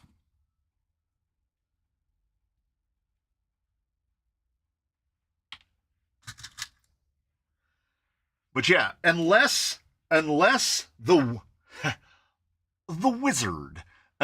wizard somehow transmogrifies into a catastrophic failure between the announce and when it's actually released into our hands, it's going to be the best value on the market, at least at the pre-order price at $500. At $500, it would even eclipse the Carbon kit. How much money I need to send you to build me a rig for trailing but capable on the rocks? What most people do, Mr. Whiskers, is they just start sending in parts. That's how that works. I've got Chuck Hurley's stuff in a drawer. I've got a sputter crawler build right here under the bench. And so if we will count this as a $170 quart kit from Total Boat should fill 114 3/4 caps. A 4-foot 7/8 inch poplar dowel is $4, and I'm cutting about a 3/4 inch piece of it, so I can get about 60 caps for $4. If you ain't think that I'm doing the deep dive CBA. The Voodoo kit doesn't have a body, motor, and ESC and comes with real wheels and real tires. That is true. I was the dummies that got an RTR Rift and in my lunacy built a kit in the quest for a bulletproof Rift. Lots of Vitavon parts later I have too. That's why I turned mine into a crawler. It gives off that vibe of unsafe at any speed. It is really big. And I'm still building that Willys. It's still under the bench. It's getting work done. That'll have Rift axles on it. Oh, that pinion angle is not quite right. That front link. You know what? This is not a rock crawler. We can have a little bit of a squonky pinion angle and we'll be fine. And I can set that squonky pinion angle right now. I want the panhard a little bit straight. Well, you know what? I can use one of those squiggle cut panhard bars on here. I don't care. We are deep into the I don't care build zone right now. 72. 72. Which would mean we're going to need a sub 3 on here, which is probably this one right here. And that's going to be a double bender. Let's just start slapping parts together and see what happens. But I want to have artist freedom. Oh! Well, you got to start with like, okay, so you don't have a, and I'm talking to Mr. Whiskers here, you don't have an idea of what you want, like body-wise, chassis-wise, any of that. The Voodoo kit does look tasty. Like I say, I noticed it. Somebody, I think Sputter Crawler is to blame for that one as well. Is the rear axle in different slots on the jig? Yeah, it is. It doesn't matter. It doesn't matter.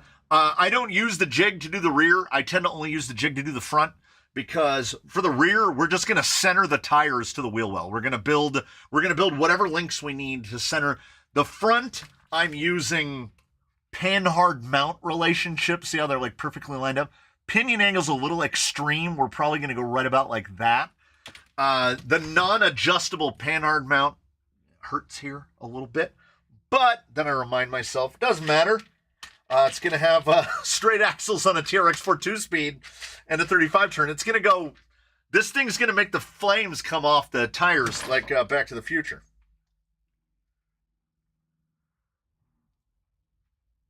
Ah!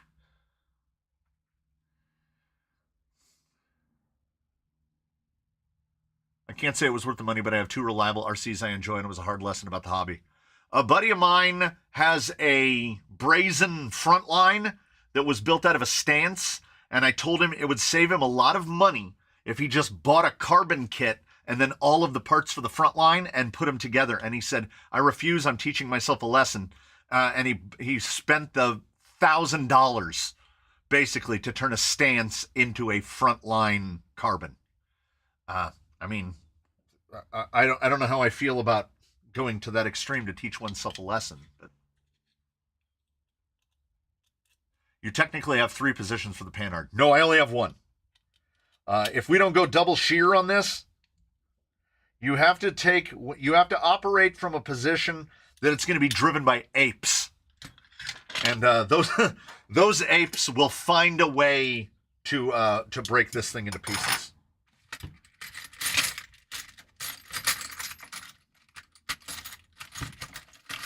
We're going to get this front end on here.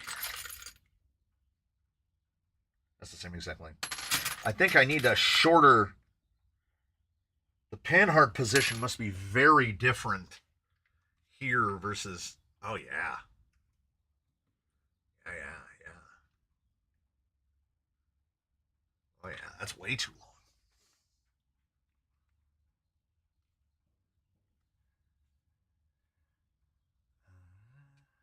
It would all be up to you. Oh. Well, then the long and the short of it is typically, like, take this guy.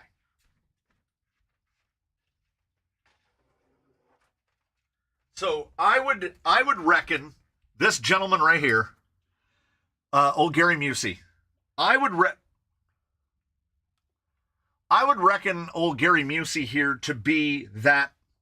That's like a $500 build. By the time we're all done, by the time we get a motor in it, by the time we pick out a servo, wheels, tires, inserts, all that stuff, you're looking at about $500.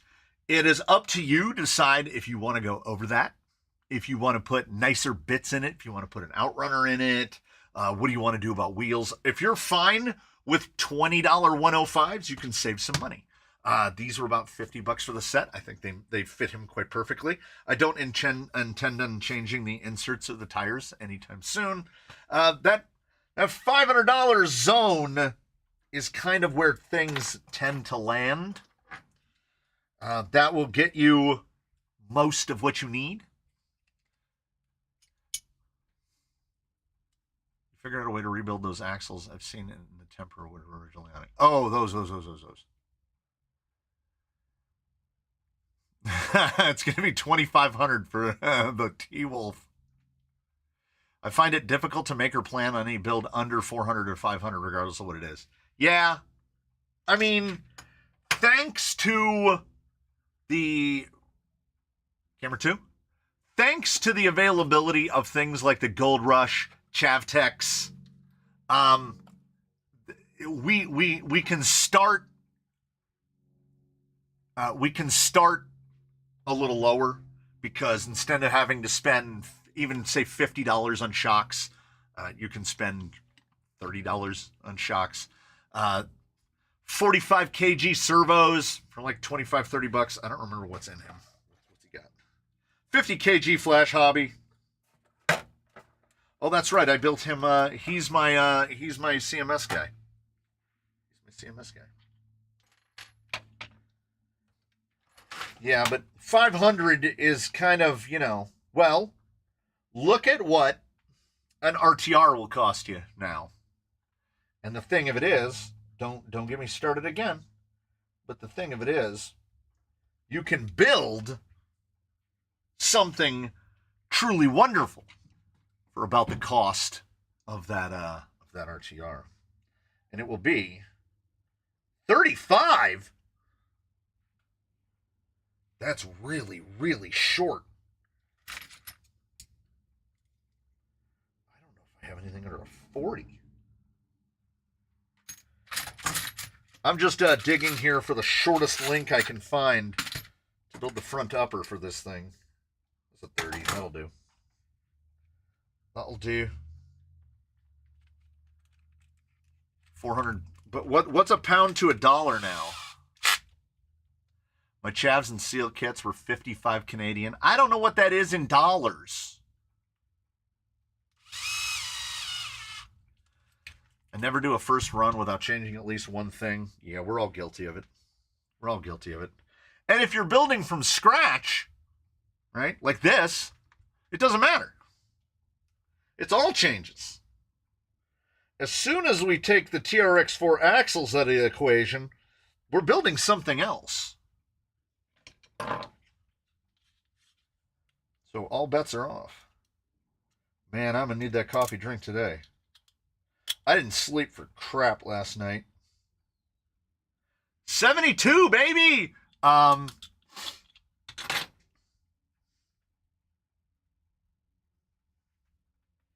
was I going with this?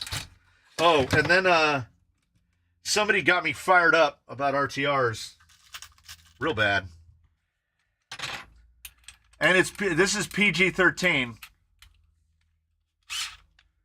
So I used up my one allotted F-bomb that I think I can still get past the censor police. So now I got to be on better behavior.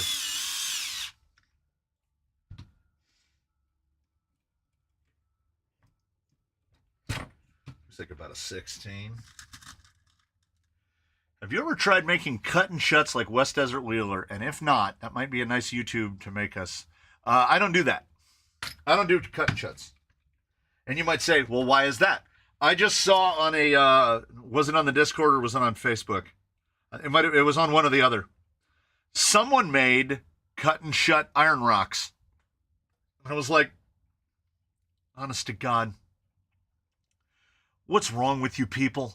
RC Crawling Addict just said it. There's 5 1/4 now. Why are we cutting and shutting?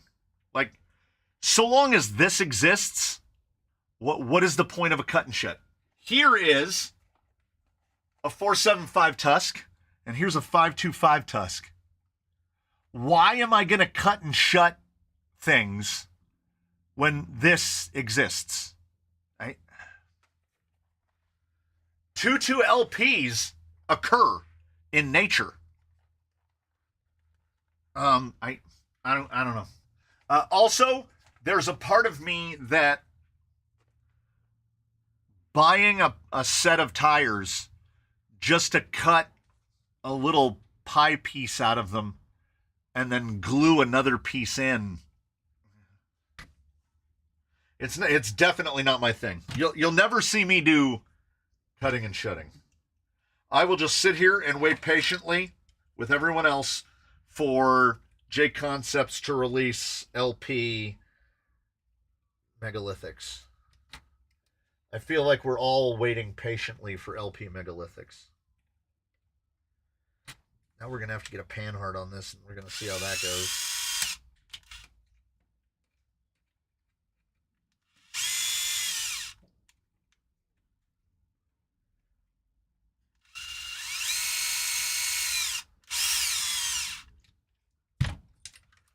How'd that do? It's not great. Oh, it's not bad. What is hitting? Something's hitting the chassis. Oh, I see it. Some dumb oaf put the link in wrong.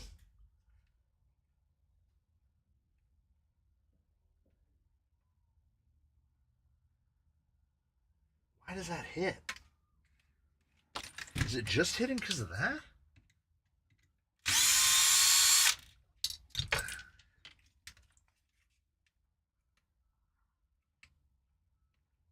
That hits the chassis like a lot.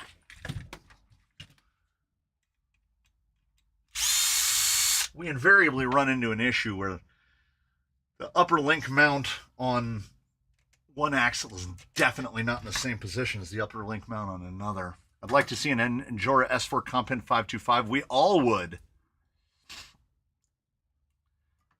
I thought they always did the cut and shuts for the looks, if I'm not always... Oh, no, it's performance always, from what I understand. It was for comp reasons, 5 1/4 1.9s. Cut and shut are only a thing for people like me that are converting a Tonka truck to RC, and I want a 155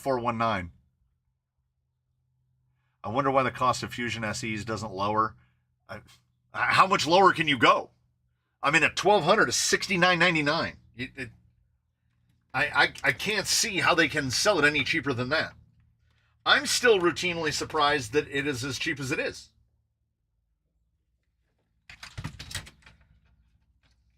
I don't know if this is going to work. We're going to have to... So it's going to be the front upper. It's going to be the death. I mean, does it just need to be straight? I think it just needs to be straight. So we're going to have to make this one a couple times. We're going to have a real ugly pinion angle change as well on this guy. Just the nature of the beast.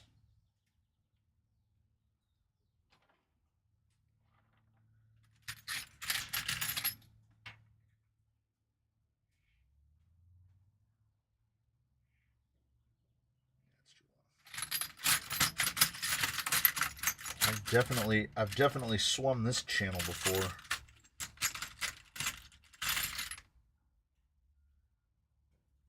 I'm surprised the Mini 16 is only $50. I mean, it has a pretty limited range of fitments. It is my genuine belief that that thing was designed specifically for the UTB 18. It's kind of the only thing that it works with. It was definitely designed for 2S.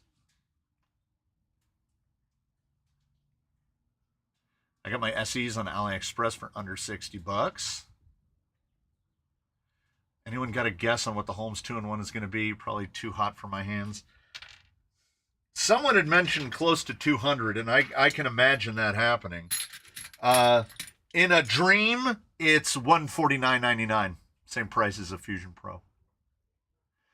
Can I ask a question? TRX 46 diffs and ring and pinions. Why am I struggling to get them to run smoothly? It feels like it only wants to rotate 100 degrees, 180 degrees smoothly, and then rough. There's a number of reasons that could be happening. You could have schmutz in the gears. They might need a shim on the inner pinion bearing.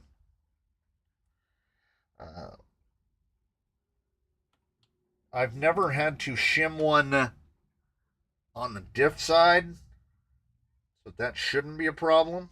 I can't rule it out all the way. Also, if you're using aftermarket gears like AMKs, they can be a little crunchy. My buddy cut and shut XHX pins. Now, while I'm not a cut and shut guy, I can totally understand cutting and shutting XHX pins because it's cheap. You're not going to spend a lot of money to do that. But I'm not going to do it. I don't do it. If I have a rig that fits a 5 1/4, I'll buy a 5 1/4 from it. I thought someone said there's a Wizard bundle with the Holmes 2-in-1. It says that on the website, but I didn't. Maybe it's on Holmes. Can you pre-order through Holmes? Mia's portal axle seemed okay with the Amazon LCG single-speed transmission. Yeah, it should be fine. The Mia's portal is kind of right in the middle in terms of reduction. Doesn't have as much as an axial. Yeah, we're gonna use this one to make a mock because I couldn't tell what was going on because I kept hitting the chassis. I need my tool. I need a smaller tool.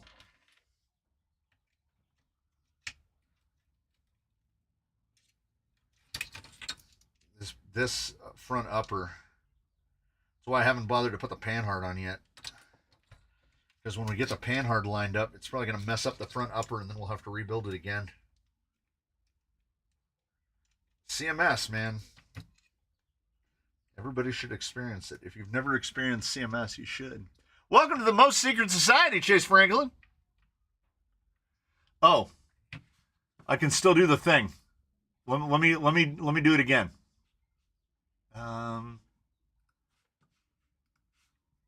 If I can make it work.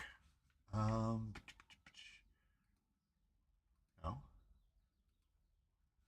There we go. I couldn't find it. Let me do it again. Welcome to the Most Secret Society, Chase Franklin. There it is, right there. There it is, right there. How are we side to side? Ooh! It could be a little... Nope, I'm leaving it right there. That is not a max optimized pinion angle, but it's pretty close. Okay. So whatever length this is, we need to build a decent looking length that looks just like this.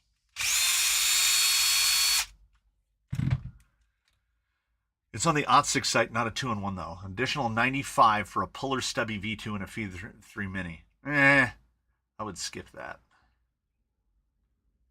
Yeah, no Mr. Spain this evening.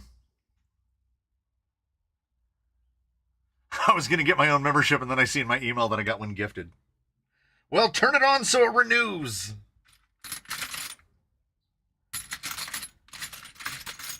I mean, I know it doesn't directly impact anyone but me.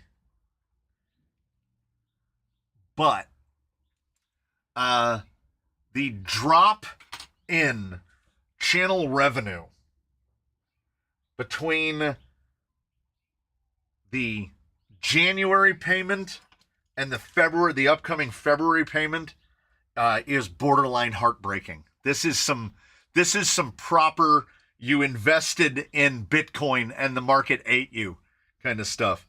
The roll off of the memberships, we are talking about a 50% reduction in total revenue for January versus February. So thankfully, the pre-order window of the Wizard and the flurry of gifted memberships Thankfully, those crossed paths because that's the only reason I could afford it. There's no chance I would have been able to afford it. Like, if it came out in 3 weeks, no chance. This channel knows a little bit about chain wax. I've waxed some chains before.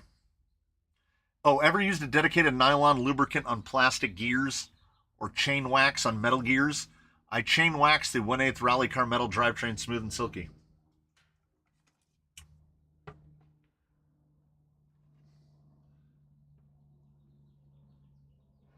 I rolled my own when I was doing actual chains. This was touch-up stuff. The bottle that this was in like collapsed. That's why it's in a little needle bottle now. But I was a hot dipper. I would hot dip my chains, and I had my own ridiculous formula that I used. Just gotten a new bandsaw blade delivered so I can cut some chassis. Yeah. I still haven't changed that blade out on the bandsaw yet. I should, but I haven't. Let us see if this is too long. This is only the... This is the 4th iteration of the front upper. We'll see if we're close. Pedro's chain wax. Yeah, it's pretty good.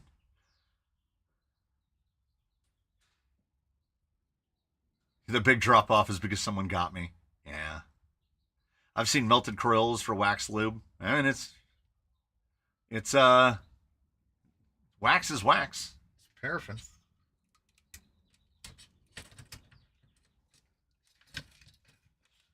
I was riding so much that waxing my own chains was the only way to keep it reasonably economical.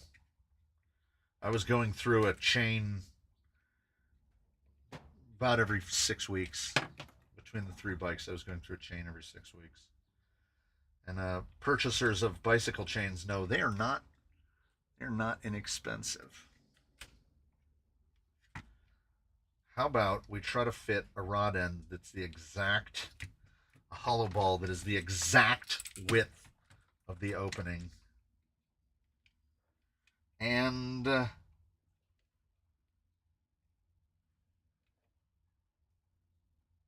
pretty good. It's probably 1.5 millimeters too long. Hey, Crawler Life! Wait. Crawler Life! There should be more reactions. I need more. If I can ever get this rod end in here, we can start futzing with the panhard.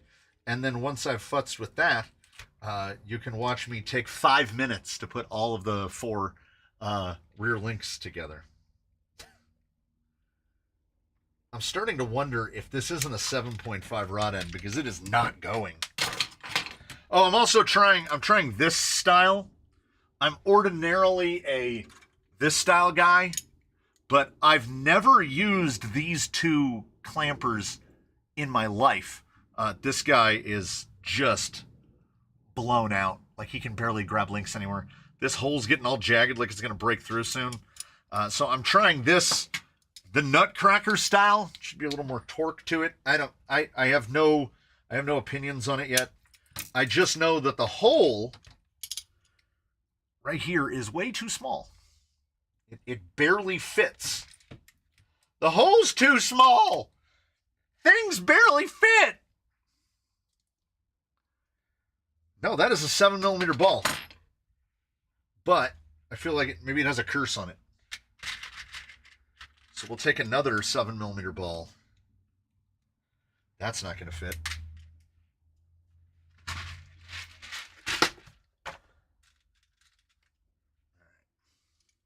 Now I don't trust it. I don't trust anything now. 7. How far did you used to cycle to get through chains that quick? I used to do about 250 miles a week, and I can't remember buying that many. I was doing 200 to 250 a week, every week, rain or shine, good weather or bad. But Mr. Greg, I have to assume you weigh less than 240 pounds. I would go through a pair of wheels in a year. So I got my Yukon takeoff tires the other day. The concrete foams in them are very nice. I'm building a 35-pound tank rig for them. They're so hard. Okay, I just replaced that 7mm end with another 7mm end, and it popped right in. Look at that. Don't you fall out. Don't you do it.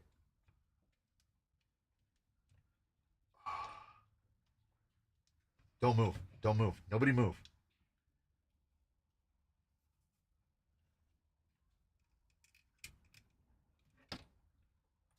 It moved. And it fell out. These are the moments where I lose my mind. After you've made the rod end, after you've made the link 7 times, and then it refuses to cooperate.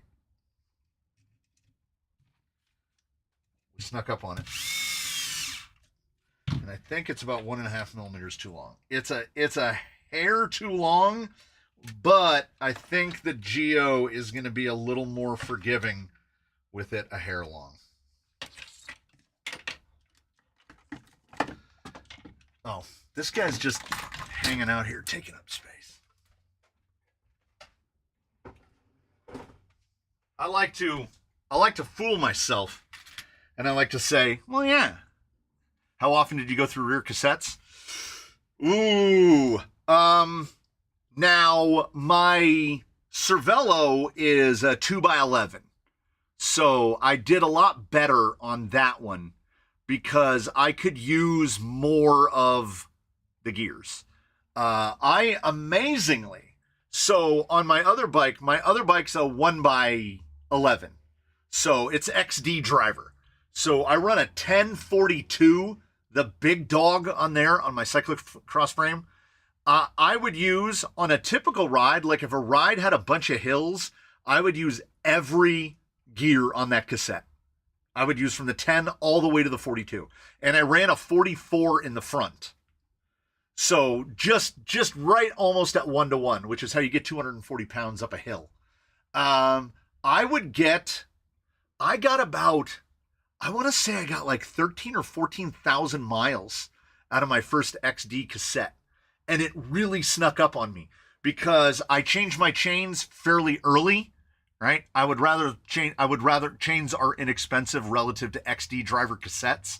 So I would change my chains earlier. So when it finally did wear out, literally I was riding the bike one day and I'm like, man, the shifting is just crap.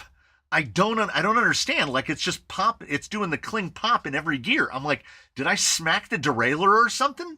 And I was heading by my local bike shop, and I stop in and I say to the tech, I'm like, this thing is shifting weird. Can you take a look at it while I'm in the middle of my ride? He goes, this cassette is just nubs. Like you've worn it down to nothing. Like it's so evenly worn, but all the teeth are worn off. And I was like, oh, okay, I'm going to order another one of those. And that is still the cassette that's on there now. What foams? Injora Greens are in here. Which is going to be, well, we're going to see. It might be terrifying.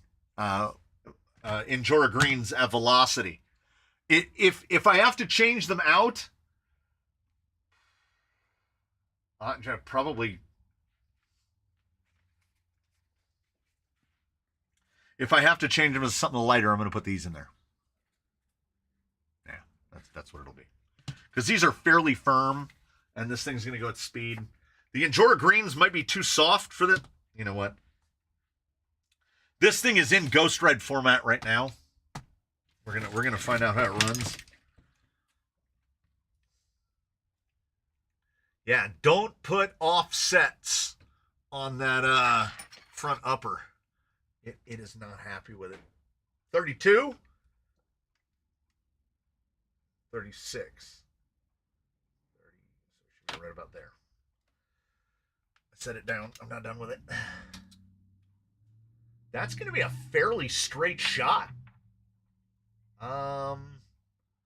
Looks like about a 90. In the 90 neighborhood. And when the servo is on, say we're right about there. Oh, it's going to be close. It's going to be reasonably close. Make sure, double check this. This is at like 34. 34 right there.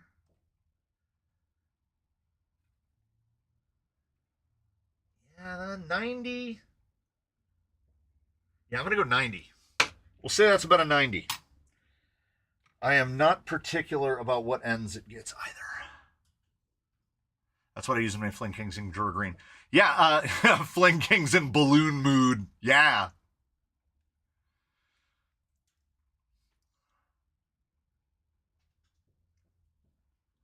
Grimjair is on his way. I haven't bought a new chain since 2019 when I retired from racing. The X-Racing single-use chains will last me a few more years. Yeah, that's for sure.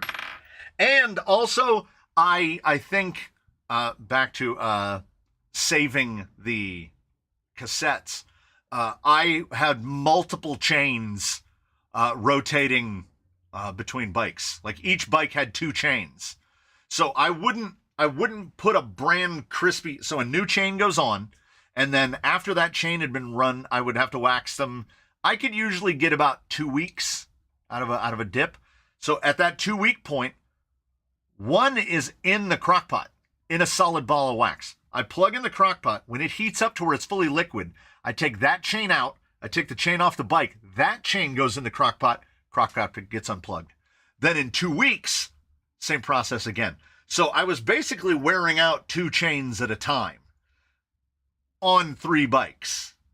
And I would have thought that the single speed chains would have lasted longer, but if anything, they kind of wear out faster. The aluminum of the Nutcracker style shock pliers is fairly soft and wears out. They're all soft. They're also. That guy won't get it. Where's the camera? It's complete, like, they're just wallowed out in the middle. The hole after the 3 is bigger than the hole for the 4. And then look at the size of the hole right there. It's almost punched through. And then they've got the, and that wobble, you'd say, oh, we'll tighten the screw down. It doesn't help. They just, these are basically worn out now. They're still functional. And I still have the giant set of lobster crackers. My only complaint about these is that the punch is a 2.5, and I use a 4. So 2, 1. 1. I said 1. I'm surprised you haven't set up a single speed with a front rack so that you can strap your crawler in the front like all those Japanese guys in their Tamiya grasshoppers.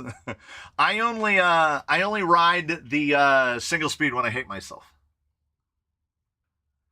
I had a set of Protex. I literally clamped the ones in POW. They broke. Yeah, I mean, I've had good luck. This is my 2nd or 3rd pair of these. The thing is, there is no Knipex. There's no Snap-on. There's no fancy one of these. You buy one. This one was like $11.99. $12. You use it until it starts working bad, and then you order another one. I just treat them as disposables. What did I say? 90? 90. 90.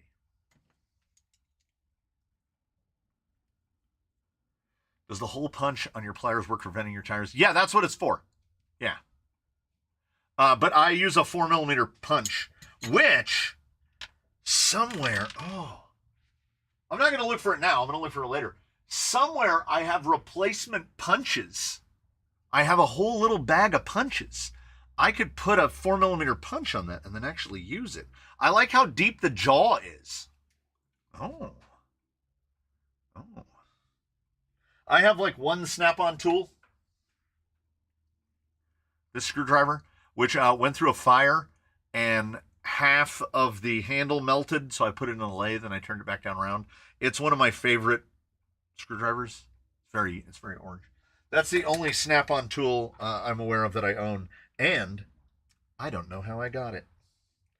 One day I just had it, and I've had it ever since. I need a 55. 55 seems doable.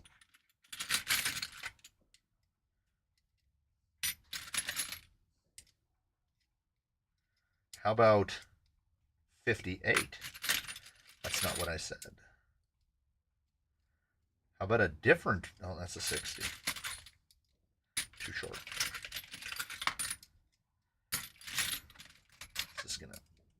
This is gonna lapse into infinity. No one here is going through as many shock pliers as I am. Yeah. You know why there's no Knipex shock? Knipex. I still say Knipex, even though I know the Germans don't do silent Ks. I'm not German, so I can do what I want. I would think that the Germans would only buy kits. They're not going to trust something that was assembled by someone else. I have found so many 50s, and not a single 55 yet. 55! We're going to get it. We're going to have it. We're going to do it. Yeah, let's do it. I have a Snap-on ratcheting screwdriver that I've had for 30 plus years.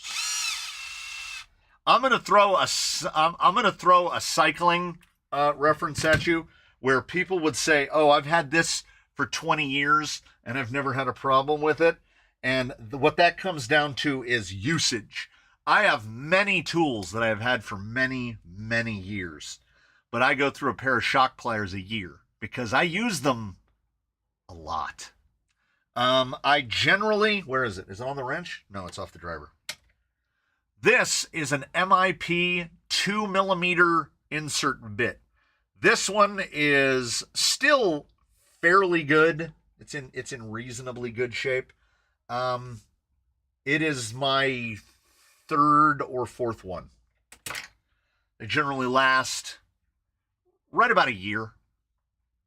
I get about a year out of one. But here's my original. Here's the first 2.5 I ever bought. I'm on like my fifth 1.5 millimeter because I can't look at things I can't look at things from the perspective of a normal person. Most people, okay. I did this one to Bandicoot a while back. Most of those have wheels in them. And then there's the beadlock drawers. And then every vehicle in the fleet has a set of wheels on it. So there are 120 sets of beadlocks in here, give or take, maybe a little more. Plus there's like 4 or 5 down at the end of the bench. Plus the vehicles that don't belong to the canyon. I put together and take apart beadlocks probably, I would say the average is 1 set a day. I will put together and take apart 1 set of beadlocks per day. When setting up for like a tire test or a tire testival, I will do 13, 14, 15 sets of beadlocks in 1 day. And I don't have any, I never ask why my bits are wearing out. What I am wondering is when I got distracted just now, there it is. I lost my, did somebody mention Brooks saddles? Brooks is the most comfortable saddle I own. It was perfectly fit. It has perfectly fitted me for 40 years. Okay. I absolutely agree with Driver 8. The Brooks breaks you in. You now fit the Brooks. If you put a caliper on it, that Brooks has not changed shape at all since the day you bought it. Selle Anatomica makes the most comfortable saddles there are because they are comfortable. There is no break-in period. They're just comfortable from when they're new, brand new. You take it out of the box, you put it on the bike, it's comfortable. But then they kind of slowly wear out. The leather stretches, but they will re-leather your saddle, which is pretty cool. Can you run 2 motors off of one ESC? You can do it on an 880, but not all of them. With many, it's just easier to run 2 ACs. I tried calling our local Snap-on dealer, which drives by our shop. He said, I don't have time. Come find me. So I scrapped probably $2,000 in Snap-on tools. Never again. Sounds like me. Like, just spiteful. Just spiteful. Spiteful to the point where I would never recommend anyone else against them.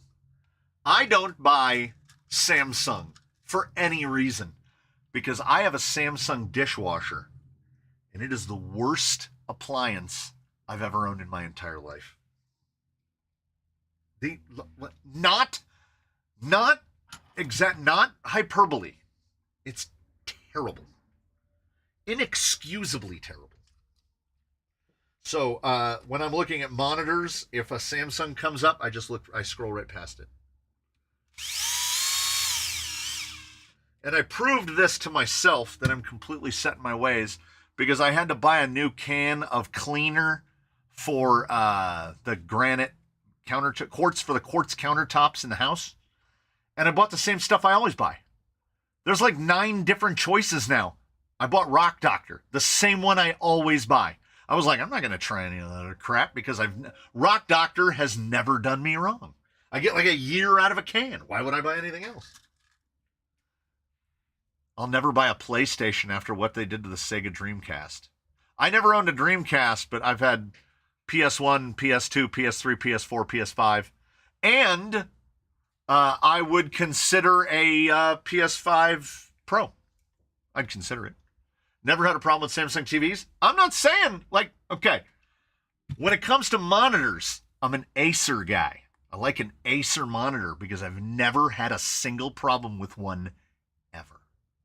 When it comes to TVs, I'm now an LG guy because I not mistakenly, I researched it a lot, but I bought an LG OLED. That is the best TV I have ever owned. Maybe the best TV I will ever own. The picture still amazes me at how good it is, and we've had that TV for like 7 or 8 years now. It's an amazing set. It really is. I see the bigger screen sizes and stuff, and I'm thankful that our living room is too small to fit it. I can't remember if this needs a lock nut or not. Or is it threaded?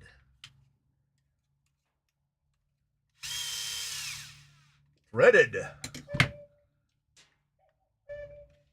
It doesn't look terrible. It doesn't look centered, but it doesn't look terrible. 35. 33. So it actually needs to be a hair longer. That's not bad. Wow. For an eyeball 90, that's pretty good. What I don't like is that I have to take those desert lizards apart. Desert lizards are great, but nobody likes building them. They're not particularly enjoyable. The best TV is the one in the trash. Well. Mr. C explaining why all consumer marketing is geared towards women. What, because I researched my TV for a year before I bought it? Combing through obscure AV forums. I don't play on them, hence why I never got a 4 or 5. I love my PS5. OLED has true blacks, superior overall besides burn-in. I don't play games on it. There isn't even a console hooked up to it. I play games on my monitors. I have dual inputs on both of my monitors on my desktop, and I just buy high refresh rate monitors, and I play everything on there. I'm also not a first-person shooter guy, so it doesn't really matter how fast my monitors are. I can get away with office monitors. There we go. Oh! I see a no swing. We're not going to bump steer either. If provided that we can luck out with where the servo horn lines up. we can't rule it out. It might happen. We could put a Reefs 444 in it, or we can put a Sense Cam 55. It's a Sense Cam 55. There's the yippin'. All the other servos in here are nice. I don't want to put something too nice in this, because when I look at the Sense Cam and I try to think to myself, what would I replace to put the Sense Cam in its place? And my answer to that is nothing. So the Sense Cam goes in. I will not miss it. It used to be in, I don't remember who. Now I remember why I ordered that 60. It's for Tranquish. Tranquish is losing his slow, super slow 9i mod. Slow, super slow.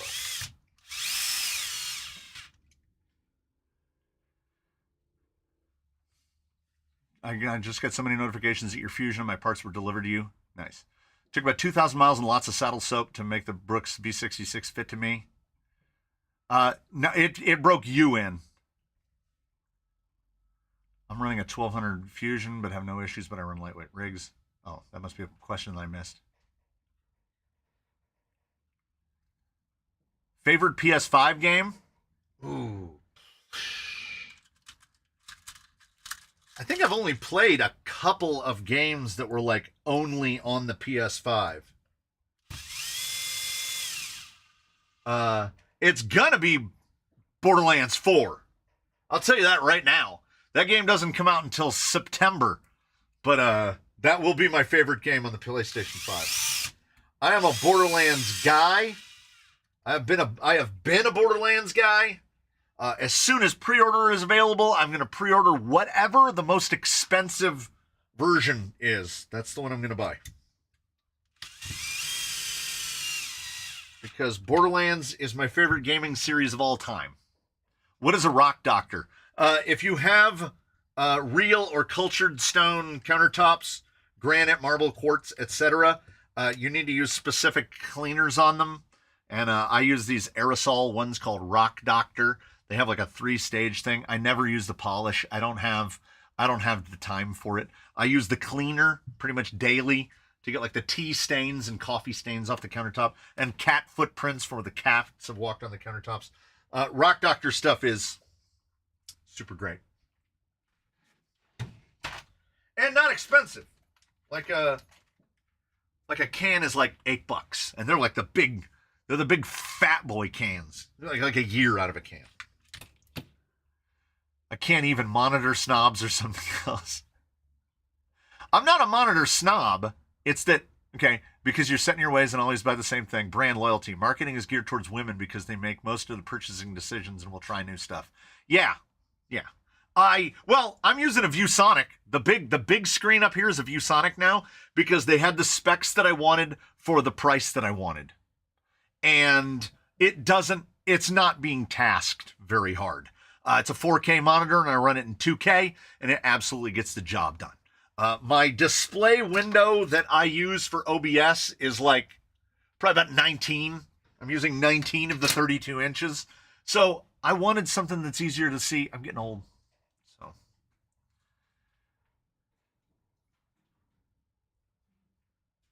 Yep. Rock Doctor doesn't have to advertise to me. That's correct. Yeah, but that live-action Borderlands movie, terrible.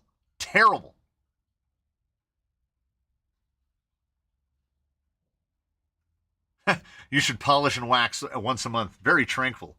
Very superfluous. Yeah, it pretty much takes care of itself.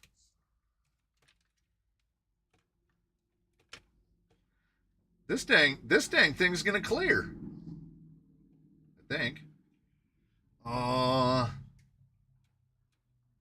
bonk, bonk, bonk, bonk, bonk, bonk, bonk. Ooh! You know what we need? We need not cheap Amazon horn. We need the specific TRX4 horn with the little bendy on it. Which are probably all the way at the bottom.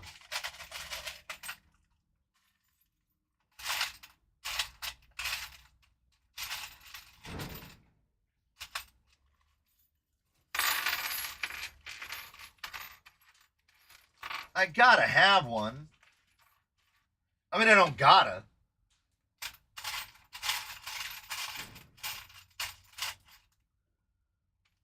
Yeah, I need a flatter horn. I'll drop down too low. Am I on the lower hole? Yeah, the head height on this servo is such that we'd probably have to put an offset end on that to make it not. Although, what we haven't done is mocked it up with a 90. I don't believe the Fusion. Oh, yeah. With his bare hands. Oh, this is going to be gross. Desert lizards are not like anodized or coated on the inside. So we should get the silver syrup out of this. I hate those cheap servo horns. I blow them out. They work fine. They work fine. And they're $2.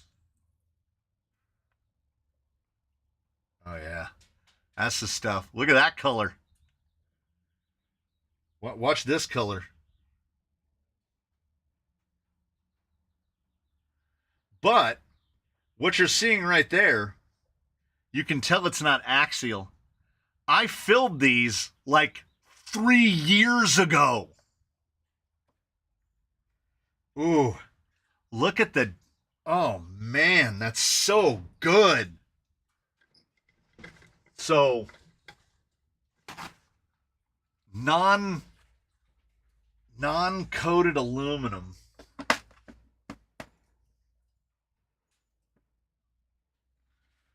Look at the, yeah, that's the stuff. Just think, your axial shock will barf that much oil out while the RTR is in transit to your house. Any spare T-Rex 4 bits left over in my build can be donated to giveaway rigs. Not that it's much. I thank you for the permission. That's already happening. It's already happening. Anything that doesn't get used goes directly into the parts bins. Anything in the parts bins is fair game for whatever's being built. The next thing out so far, come on, is probably going to be on a VS410 chassis because I just got one in. Changing that shock oil just made the rig lighter.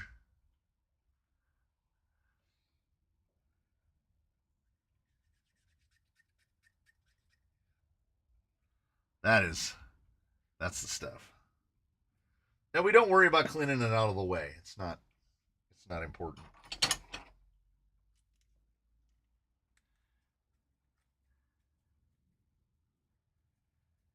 Does it taste like performance?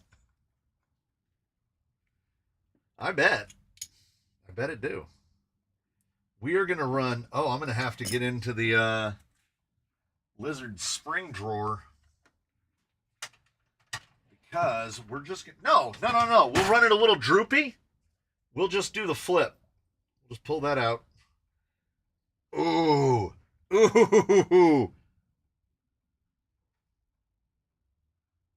That is sludgy in there. It's not that bad. And mind you, these were Jolly Green's shocks from the beginning, right? Look at that.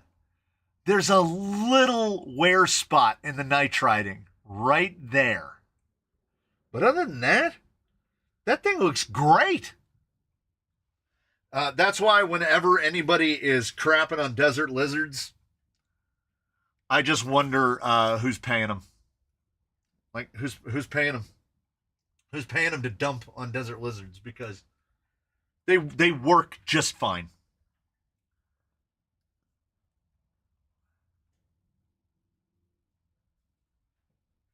Yeah, these and unlike when I talk about bike stuff, 3 years on these is every time Jolly Green got driven. When he was well, that's not true. 2 of these shocks are younger than the other 2. Than the other 4. I just grabbed the 4 out of the 6 that looked less disgusting. So 2 of these might be younger ones because he started off on 4 desert lizards, and then when he got to 6 by, I just had to buy 2 more. They look like my 1 week old RC 4-wheel drive shafts. That's excellent. So we drop this in there. We're just going to go the 1 medium spring because we're not going to have a ton of sprung weight. Pardon my reach. We're going to go good old 3 hundo. And here's the beauty. It doesn't matter how well we assemble these. As long as they're not hydrolocking, we've built them correctly. Get up to just under the O-ring. Cycle it down. Schmutz out the schmutz. Then the trick is let it pop.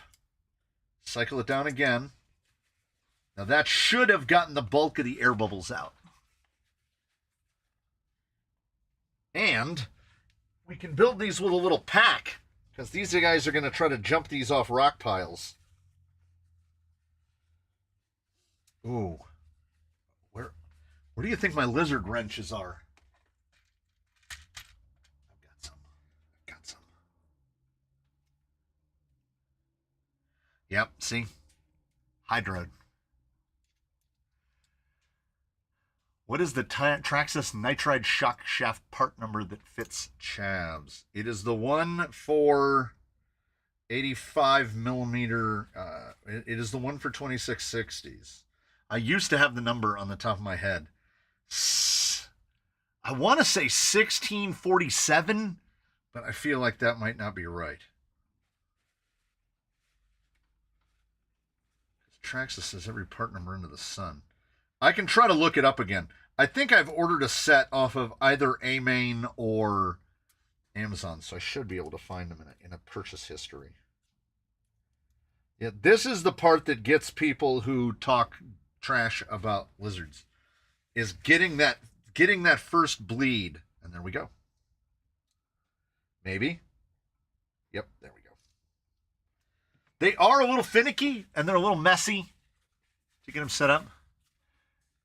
You ever use nitride-coated shafts on shocks? Are they not wrong? Oh, they're right. Yeah.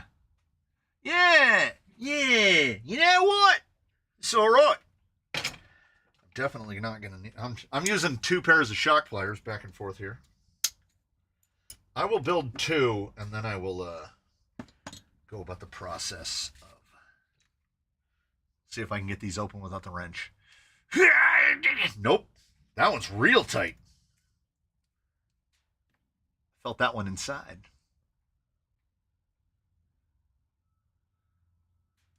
Let's see what we're working with. Ooh, maybe darker? Yeah. That's the liquid metal that I like. That is gross. Real gross. I don't like working on shocks, man. But you got to do what you got to do. We're definitely doing build the whole front end, and then we'll move to the back end. Did you see Losi is making crawler shocks now? $85 a set. But whose are they really? Horizon owns Losi. Yeah, that's true. Benedict Harry.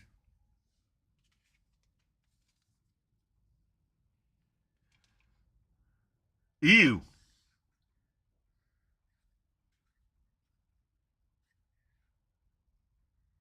Let me tell you about Proline shocks, and I can sum them up pretty quickly. Incision are a better choice. I think that would tell you. Oh, I forgot. I have a thing. You don't have one of those. I don't care who you are, you don't have one of those. Unless you're like a woodworker, then you might have one of those.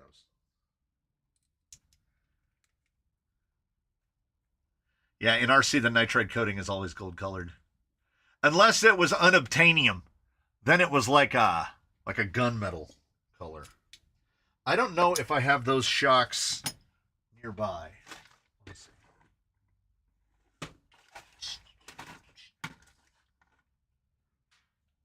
Yeah.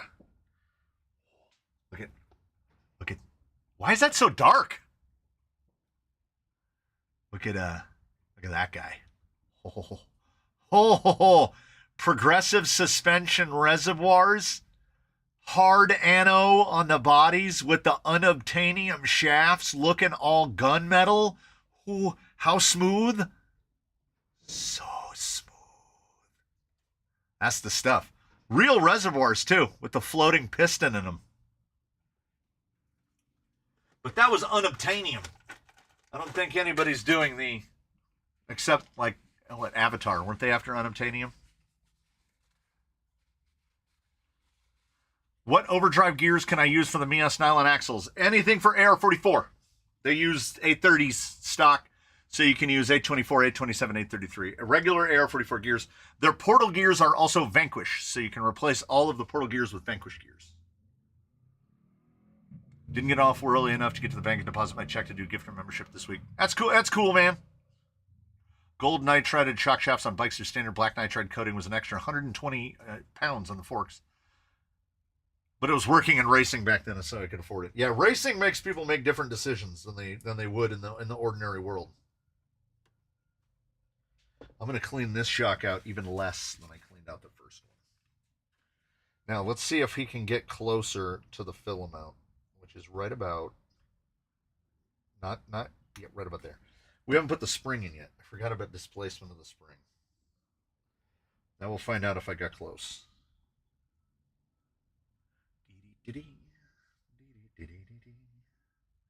There's going to be a huge oil slick underneath this paper towel. It's not stopping all that goop.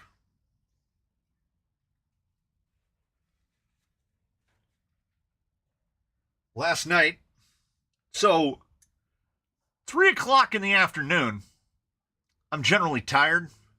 Crawl of life is being called by the wife to get the food. I can dig it. Y'all have a great weekend yourself, sir. I'm like tired at 3 o'clock in the afternoon, but not as tired at 11:30 at night.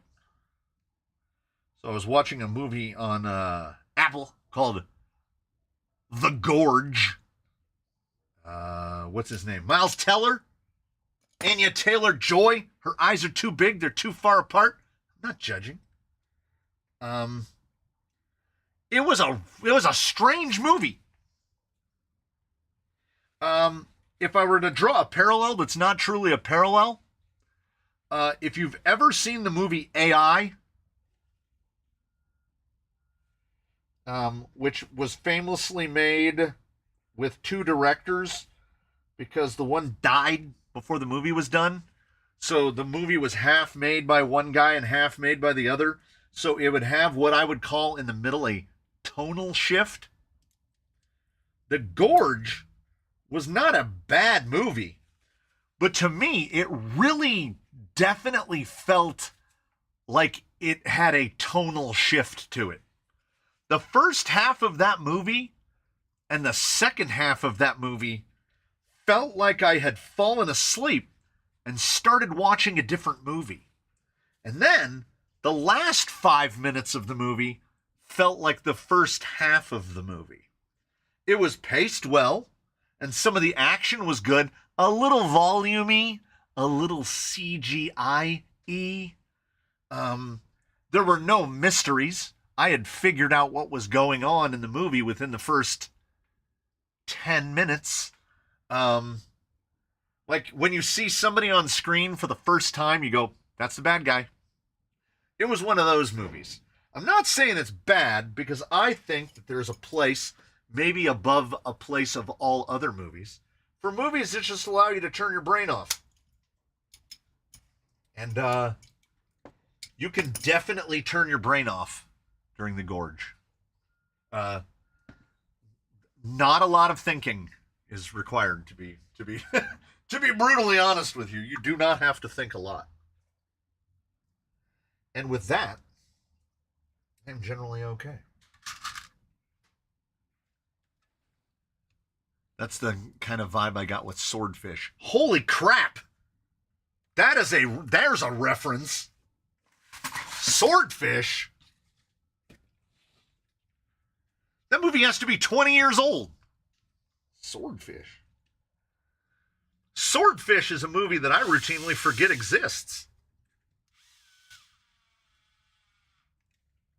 Is that going to go or is that going to bind? It's going to bind.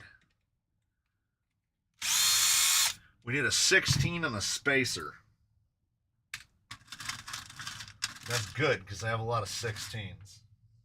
Oh, and I also need Howler Balls. Single shear, so we can do 7s.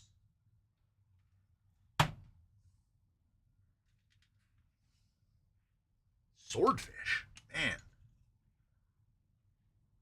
You sound exactly like James Spader. I don't know if that's true because my wife has inexplicably started watching The Blacklist with a Spader on it. I mean, I wouldn't be upset if I sounded like Robert California, but I don't know. When I hear Spader on TV, I never think, hey, I sound just like that guy. But I get Seth MacFarlane is the other one that I get as often as I get, more often than I get Spader. And I can't hear MacFarlane now without thinking either Brian or Family Guy. Peter. Seth MacFarlane will always be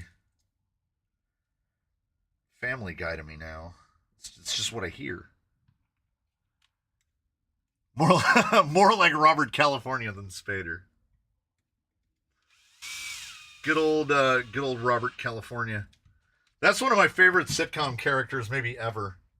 He was just so unhinged. I often disengage my brain to watch films, forget as in trouble to re-engage it afterwards. Turning your brain off to watch a movie is the best way to do it. The Blacklist was so underrated. I mean, it's pretty good. I catch little bits of it in the background. One of our cats is called Mr. Reddington. That's awesome. I catch little bits of it in the background, and I'm like, this isn't bad. This isn't bad. But it's always on when I'm like editing video or something, so I'm not really giving it active attention. That's a thing. I'd say more like the dude from Person of Interest. Oh! You mean Ben Linus from Lost? I don't think I sound like Jim Caviezel.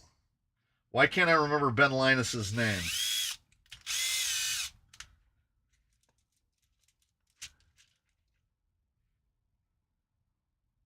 You turn into Joe Biden to watch movies. It's not a bad way to do it,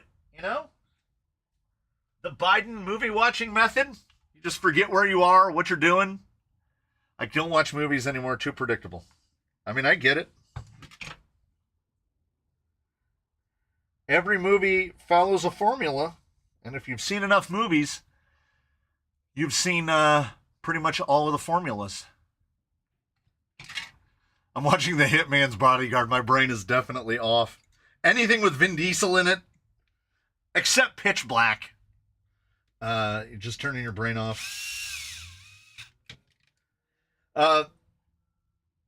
Pitch Black is the best Vin Diesel movie. Come at me.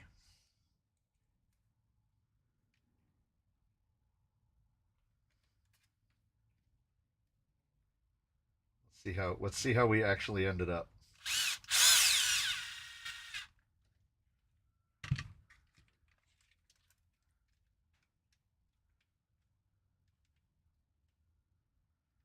Ain't that always the way?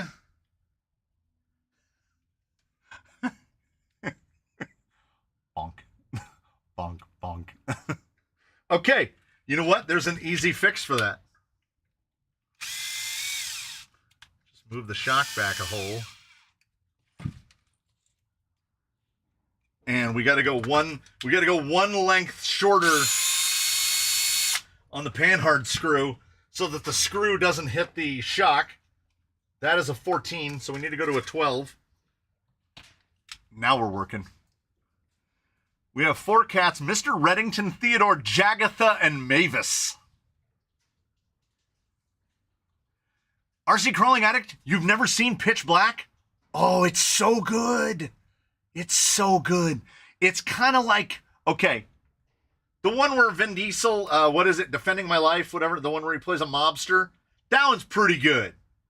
Like that was when we found out that Vin Diesel could actually act. But Pitch Black, it's really good. Have you seen Dark Fury? It fits between Pitch Black and Chronicles of Riddick. I have. Look at that. We move it back one hole, and now we're clearing. Look at that. We bodged. There's no swing on that at all. Now, will it get bump steer when we can finally get a servo horn on it? And I really need one of those low-profile TRX4 ones. I'm going to have to look around here. Ooh, it does droop out, though. We might have to run it at the higher hole. I forgot the question. I forgot the question. How's it look? How's it look now? It looks clear. Pitch Black is class, but Hitman's bodyguard is Ryan Reynolds. Yeah.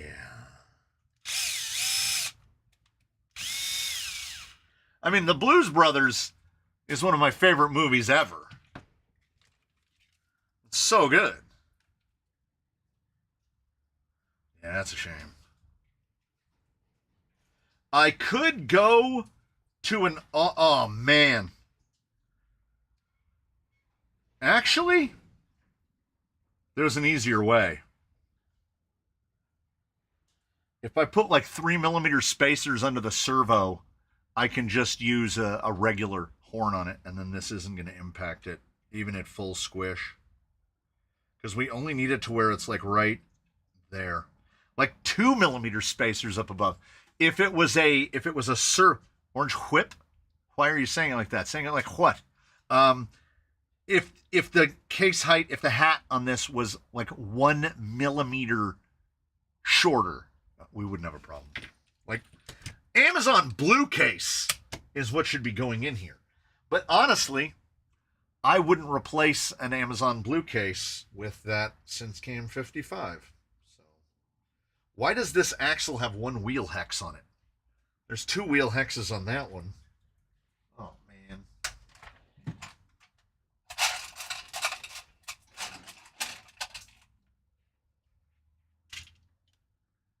Did I cut those down?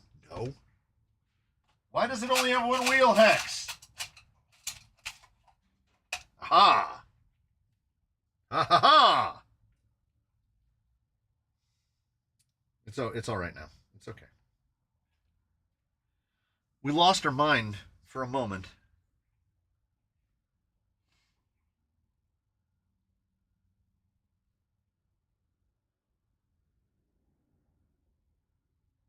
They simply can't make them like they used to. Well, many arguments could be made in defense of that position. We have sensibilities now, I guess. Somebody's gonna get offended. What are you gonna do? There's a something fragility, you know. Everybody feels like their feelings are more valid than everyone else's. It's problematic, but it's where we live now. I just saw Independence Day for the first time. Wow. Wow. It's been like... Didn't the first Independence Day come out in the 90s? Okay, why are none of these axle pins fitting in this axle?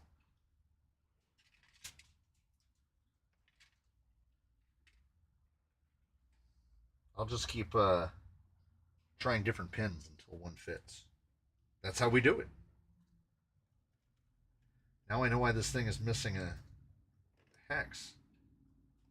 There we go.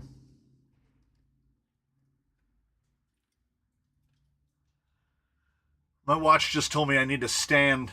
I haven't sat down in 3 hours. This is what we do, and it'll tell us that I'm standing. We'll see how blurry that can be. What am I working on today? Straight axle TRX4 job site truck. Did anyone watch Violent Night? I think it's in my Plex, but for some reason I haven't watched it. Does it have the guy from Stranger Things in it? The guy who's also in the Black Widow movies? Does it have that guy? I did it. See? That's how you trick it into thinking that you stood up. Even though I've been standing up all day. I'm not mad. Okay, this is the exact link that needs to go on here. Am I putting it on there? No, this is titanium. We're gonna find another one. We're not putting the titanium tie rod on this thing. Less than 10 minutes. Now we finish at 3:30. So the sleeping Spaniard usually gives us warnings at intervals. I don't know if Stranger Things was underrated. I would think Stranger Things was rated. Oh yes, who asked? Organized Chaos, absolutely. It is getting the last of my can of Duratrax, whatever Duratrax calls their yellow. Sunburst, something like that. That looks close. You know what that looks? That looks close enough.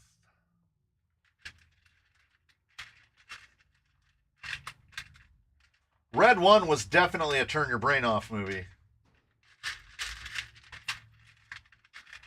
And how many times can we watch The Rock just play The Rock? I mean, I know that's what John Wayne's whole career was just John Wayne playing John Wayne. But I feel like I've watched The Rock play The Rock a lot. Like always. We're never going to see like the Rock as the vulnerable character in a movie.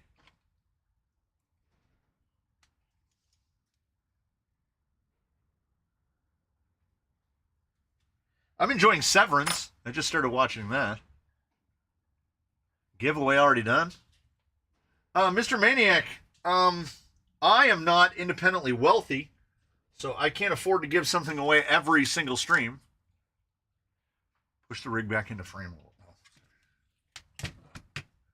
little. I'm doing that thing. You're here, and I'm just working. So we're just here together as I'm working.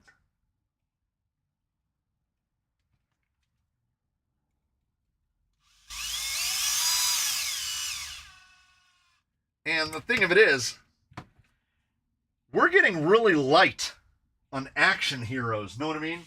Like, we still have a lot more options. So we got to take what we can get. Gene Hackman always played a good Gene Hackman. Fair.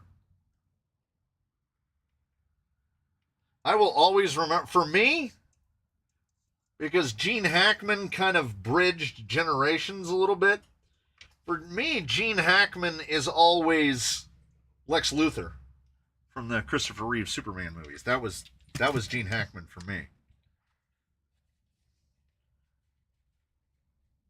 I'm of the opinion that you will be disappointed in Severance. I've only watched the first 2 episodes because when I finished Silo, Apple TV was like, "Hey, would you like to watch this?" And I was like, "I'm not doing anything right now." Oh, who killed him? That is the question. Because I got the little like CNN breaking news thing, and it was like Gene Hackman was found dead today, along with his wife and his dog. And I was like, wait, hold on, roll that back. I mean, he was 95, so it wasn't like he didn't get cut down in his prime. If there was foul play of one kind or another, they didn't get him in his prime. I just saw a picture of Gene Hackman.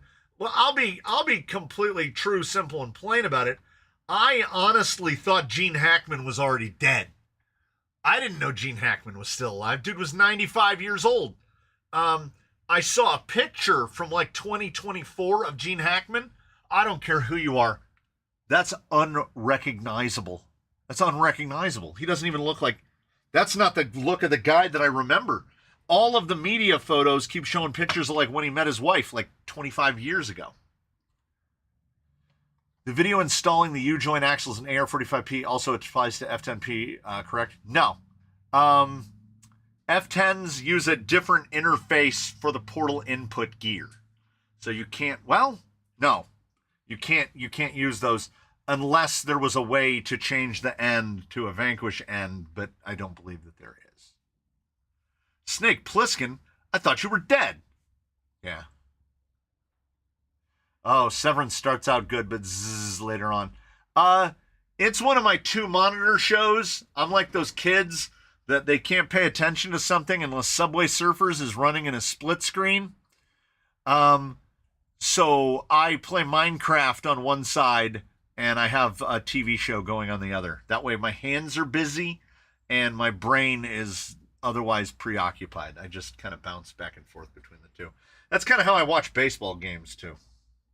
Because movies, I can sit and invest my energy, but I don't know, TV shows, they give them this opportunity to stretch out the pacing, and boy do they ever. Probably like, yeah, it's going to have a little bit of bump steer to it, maybe a little bit. But we're going to have so much wheel speed, I don't think it's going to matter. 83 on that one. I mean, I'll get the front end done. That's something. I feel like a modest level of accomplishment for that. Yeah, we'll get the front end done. So I'll take it. I would never expect to get the whole thing done. And it's going to appear in like one video, so... Because he's been bugging me for, geez, I don't know, at least a year. He's like, when are you going to build something for me and my brother? I'm like, you got to get in line behind everybody else. And then I would forget about it, and I would start doing other stuff. So I have no real excuses now. Also, he was giving me the business about it, so. Am I the only one that likes sci-fi fantasy? What? That's crazy. Clearly, you haven't watched The Gorge. Star Trek The Next Generation is the best Star Trek. Empire Strikes Back is the best Star Wars.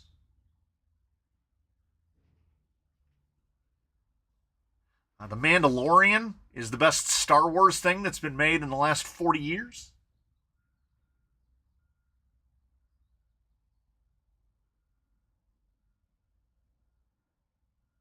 Yeah, bump steer is largely unnoticed when doing sweet jumps off the rock pile.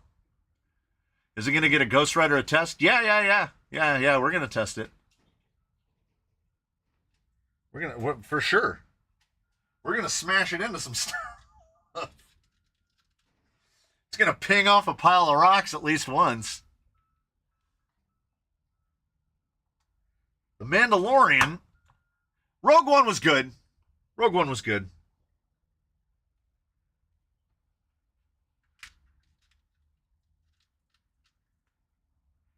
But the prequels, despite a very best effort from guys like Ewan McGregor,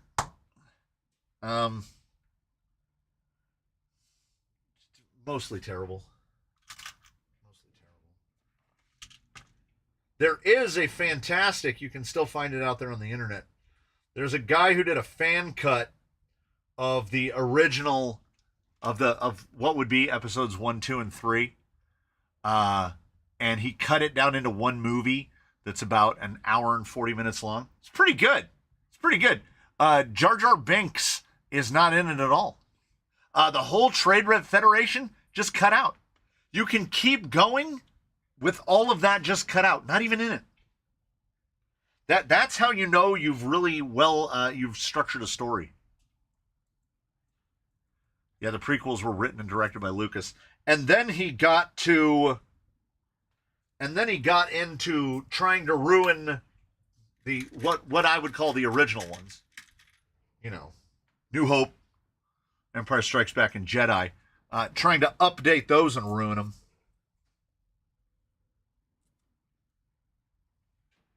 Leave well enough alone.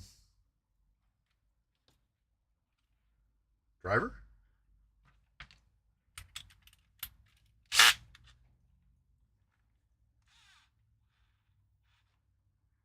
If you have Disney Plus, The Strain and Mr. In Between. Mr. In Between, I binged all the way through in like a couple days, 2 or 3 days.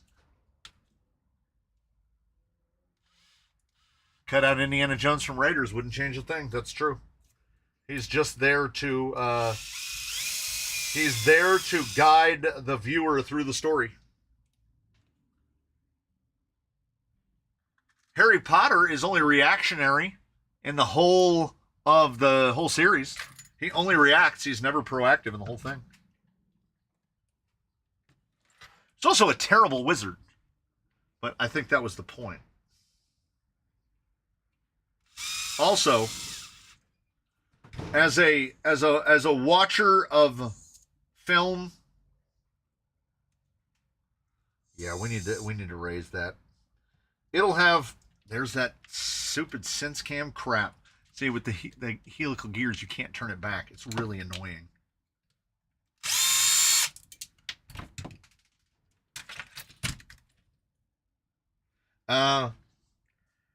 J.K. Rowling is not a good writer.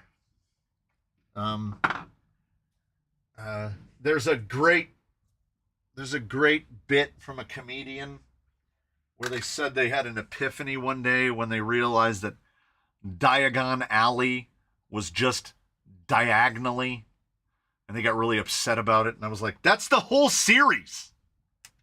And no, I've never read the books, and no, I will not. There has never been a more woke show or production than Star Trek. Not that woke is a real world or thing anyway. Do you mean since it started, or do you mean as it exists now?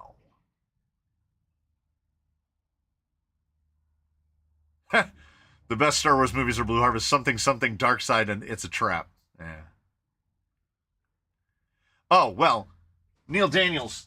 It's called The Hero's Journey, and it dates back to at least Beowulf, in which we have the exact same structure over and over again. There's another comedian that has a bit exactly about how the start of Harry Potter is just Star Wars: A New Hope. It's just like the first Harry Potter and A New Hope are just the same movie with the actors changed around. And, you know, there's nothing wrong with that. We will watch The Hero's Journey all day.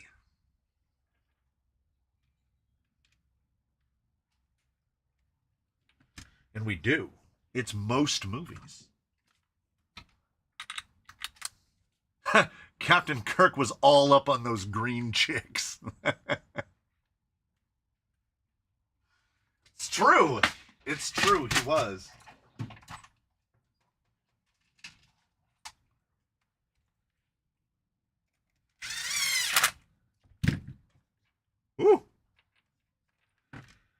We're gonna have to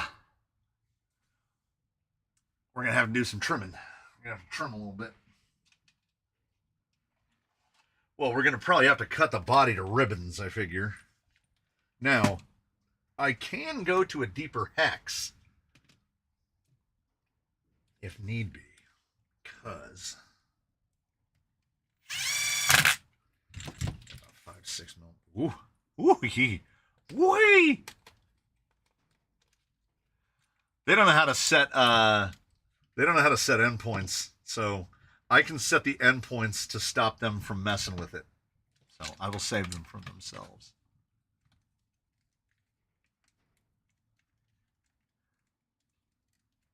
Star Trek was about equality and empathy. I don't think that and what is pejoratively referred to as the woke movement are the same thing. Starfleet is a fictitious thing that takes place in a far-flung future, and it is supposed to be where people are like more enlightened. And I thought that always what was so great about Star Trek is that they weren't more enlightened at all. They weren't more enlightened at all. They still made all the very most humanistic, humanoid mistakes. And they still tried to apply human rationalities to alien civilizations and races. And they generally caused more trouble than they stopped. Okay, what is stopping that compression? What is? Oh, it's the drag link. So that drag link, the panhard is like the perfect length. The drag link is over long by a couple millimeters, but I don't want to shorten it up until I move that servo up higher. So we're making choices. Has anybody watched Landman yet? I have not. I'll be at Horseman Center in Apple Valley tomorrow for a crawler meetup. I'll be there around 11 a.m. You should come crawl and bring bodies you need painted. Damn it. That's a good offer. That is a good offer. I'll have to see what my boss says. I'll have to inquire. I could drive out there. Because it would save me shipping. And let's be honest about it. If you have to go top tier nerd, it's gotta be Star Trek over Star Wars. I think the Star Trek universe is just more interesting. And also, there's some pretty hilarious stuff about how the names of all the characters in Star Trek, like somebody just got drunk and wrote the characters' names down. How come they went where no one has been before, but always find someone there? Because they okay. Because there would be the woke part. That would play into the woke part. Because when it first started, until where no man has gone before, but you can't say that anymore. I guess they could have just said where no human has gone before. But that works for humans one way or the other. We are very hubristic. And we're like, look at the thing I just discovered. And then the people that already live there are like, hey, what's going on, bro? We were doing fine before you showed up. What fiddling resistance radio is going with the job site truck? Vanquish VT1. Runs on double A's. You can break it down into 2 pieces. Stuck this in the wrong link mount hole and no, it won't come out. There we go. This was a link that I pre-made, and we're just going to slap it on here to see if I'm close. I might have time to get the 4 link on the back if this works out. If we're around a 315-ish wheelbase, it's 309 my time. We're seeking 313 to 315 at 309. That's way too short. That's way too short. But that's okay. Yeah. The shocks would be angled forward.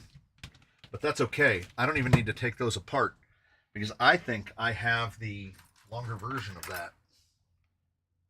Yep.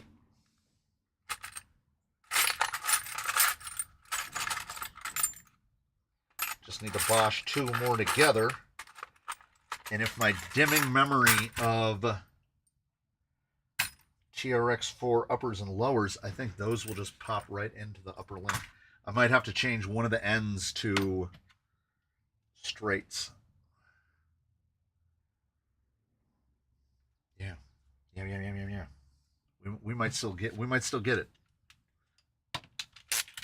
Stranger things happen. Are they good for rock rolling? Yeah. Yeah, Fling Kings are surprisingly good.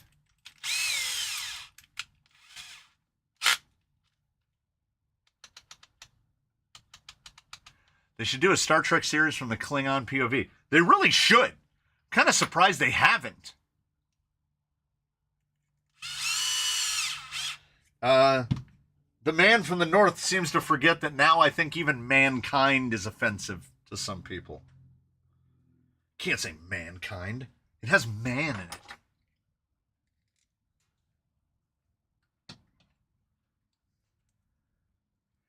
Was it the first step for man or was it the first step for mankind? It was both.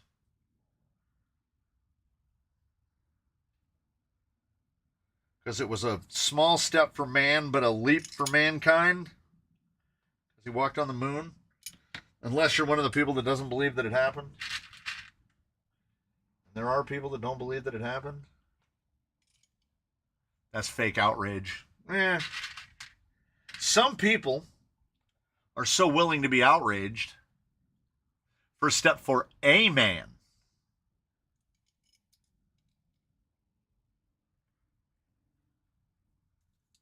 Yeah, people will generate something to be upset about if they don't have anything to be upset about. Midwest RC Crawlers is heading out on date night. There we go. Big step for Hollywood. It was unfakeable. The technology to fake the moon landing wouldn't exist for another 30 years.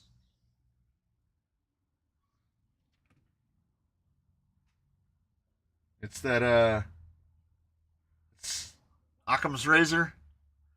Whatever the simplest solution is probably the correct one. It was easier just to send people to the moon.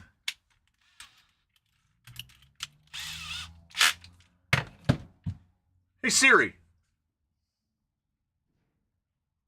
Mm-hmm.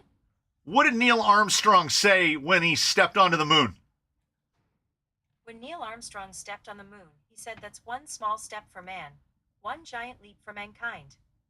This answer is from Britannica. For more, say open this on iPhone. Thank you, Siri, baby. There you go. One small step for man, giant leap for mankind.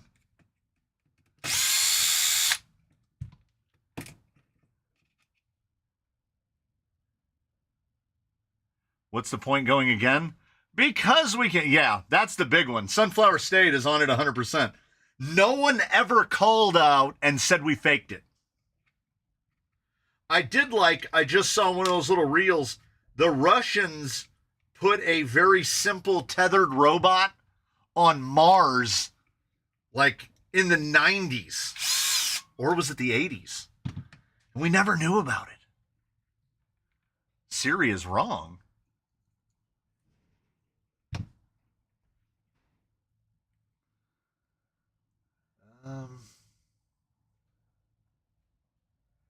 Neil Armstrong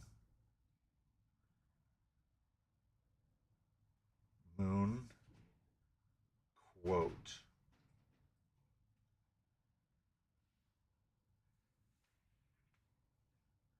Neil Armstrong. Oh, that's from AI.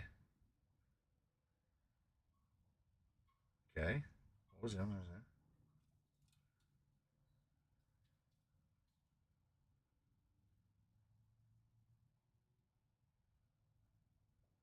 Yeah, every single thing on the internet says that's one small step for man, one giant leap for mankind.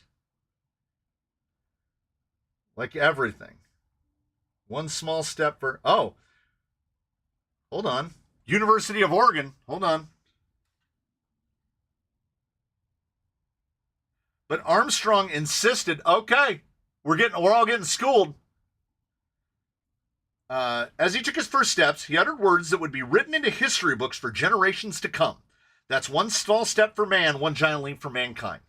Or at least that's how the media reported his words.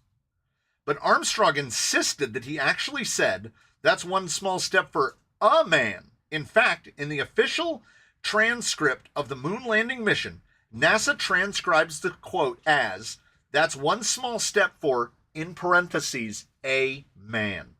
As a linguist, I'm fascinated by mistakes between what people say and people hear.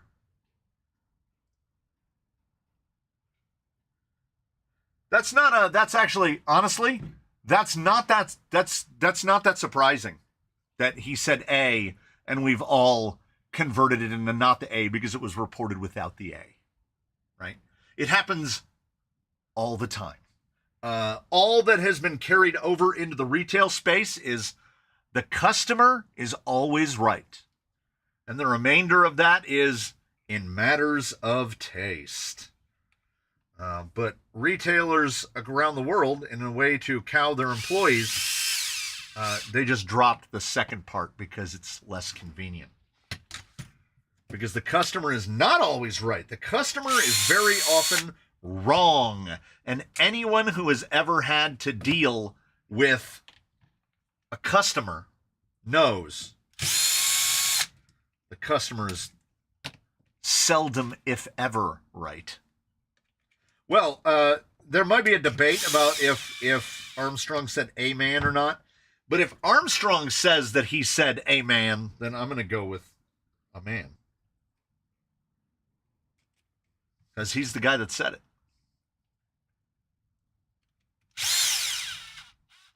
I mean, it shouldn't be that hard. We should just be able to, like, go to the recording of him saying it.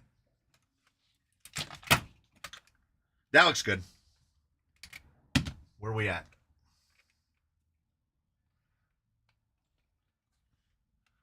Ooh, this thing gonna be skinny? It's gonna be real skinny. We might have to put some plus 10s on this. I don't want to put plus 10s on this. I want to leave it on these oranges because this thing's gonna be orange and yellow. They said the media got it wrong from its accent. Oh. Jack of all trades? What, leaving out the master of none?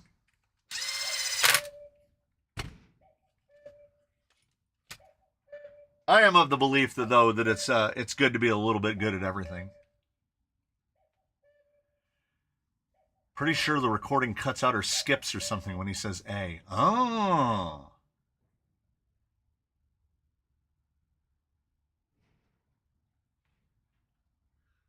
It is 318.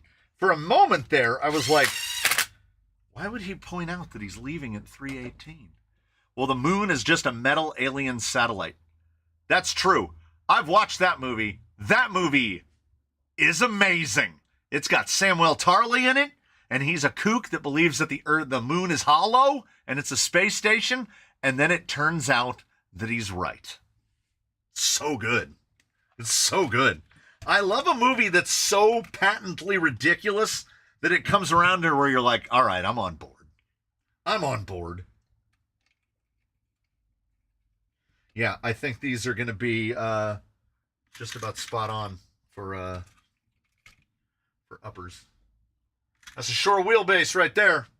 If you got to shorten your wheelbase, there's a short wheelbase. My memory tells me that these are 27s.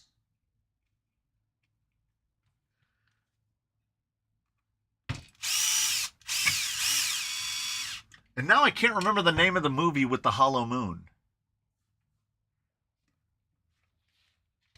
I did enjoy it, though. It was ridiculous. Resident Alien supports the moon as spaceship as well. Oh. Do you have any tips for the leafers out there? Do you know that there's that tried and true to the point of trite phrase where they will say wheel time above all else. That is never more true than when regarding leaf springs. My goodness. I am much like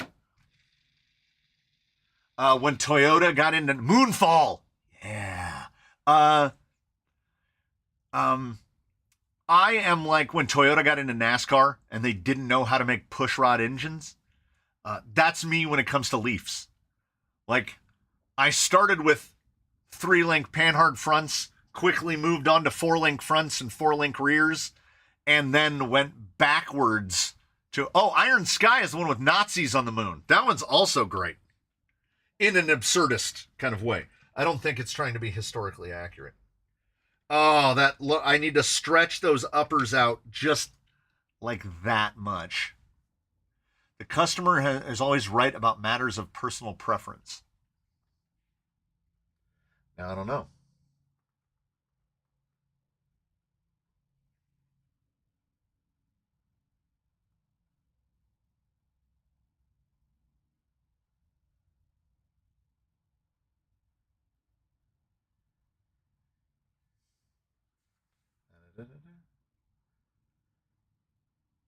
Customer is never wrong. Origin, broadly speaking, the customer is always right. Master of idiom, wrote an article, the exact version saying. No, that's not it.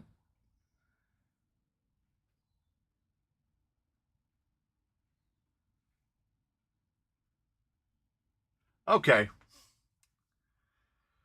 Now, in full Mandela effect, in the 21st century, social media users and TikTok videos began claiming that the phrase had been abbreviated from the customer is always right in matter of taste, with some directly attributing this longer quotation specifically to Selfridge. There has been no evidence found that this is true. So Selfridge actually said the customer is always right.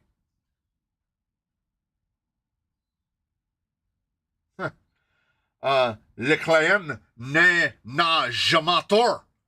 The customer is never wrong, which was the slogan of hotelier Cesar Ritz, first recorded in 1908. Der Kunde ist König. The customer is king. And Okyaku-sama wa kame-sama desu. The customer is a god. So, there you go. There is some proper Mandela effect in play where, no, the customer is always right. And do you know how many things like YouTube Shorts and Instagram Reels and stuff where I've said where people are claiming that it's the customer is always right in matters of taste, and that's just made up? There you go. One small step for a man. The customer is always right. Yeah, we're gonna chop that up.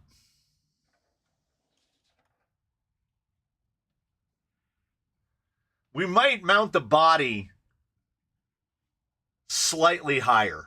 I do not know why that camera is so dark. Very dark.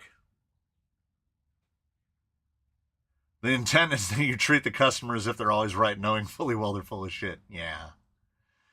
Yeah.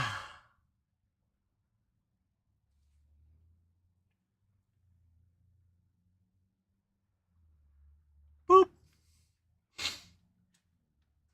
So, I will cut this body up to the point of it fitting.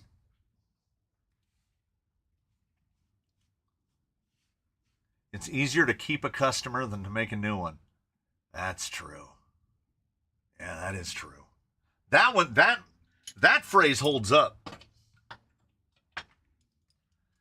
Because you will always have some element of your customer base who are always looking for the hot new thing, even though they don't explicitly know why they're looking for the hot new thing. They just know that they need the new thing.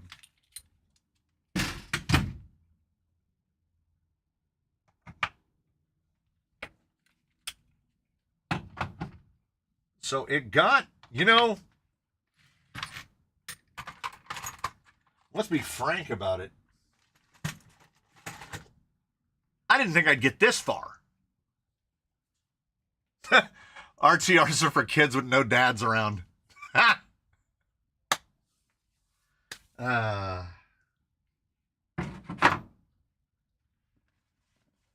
So I have minimal.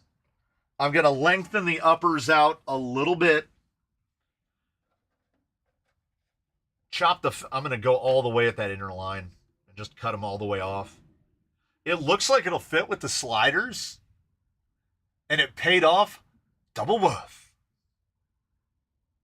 Yeah. It's going to be all right. It's going to be illogically fast. It's got a little bit of toe out in the front too. We're going to have to tuck that in a little bit.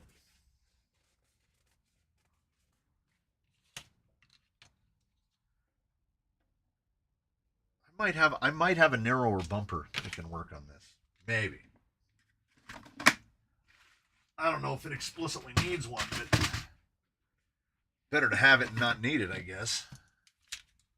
So the body would actually sit probably right about there. That'd be all right. That'd be a thing.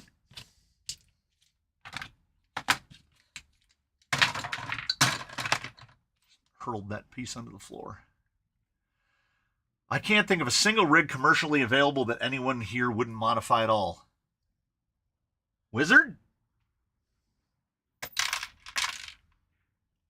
That is, you know, speaking hypothetically. Oh yeah, there's Mr. Webby, there's absolutely going to be a ghost ride. And like I said, I've got to rebuild 2 more Desert Lizards. I've got to shim that servo up so that the horn will clear, or find a TRX4 stock horn. Oh, that's another one. Yeah, Espressomatic carbon. You can take a carbon, build it exactly as it comes, kit out of the box, and be absolutely content with it. Now, it's not 100% fair because you get to choose wheels, tires, body, and all of your electronics. Oh no, we just explained why kits are better. There you go. Yeah, there aren't any rigs that don't get tuned to oblivion because we don't have access to kits.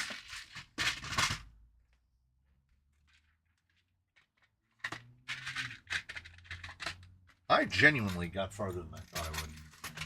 I'm surprised. I was surprised I got past the front end. Yeah. That built-in bumper looks a bit weird. Oh no, I'm just cutting that off, right there.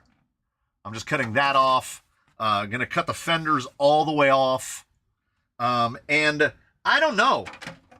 I'll look at how far the sliders stick out. It's nice to have the sliders tuck into the body.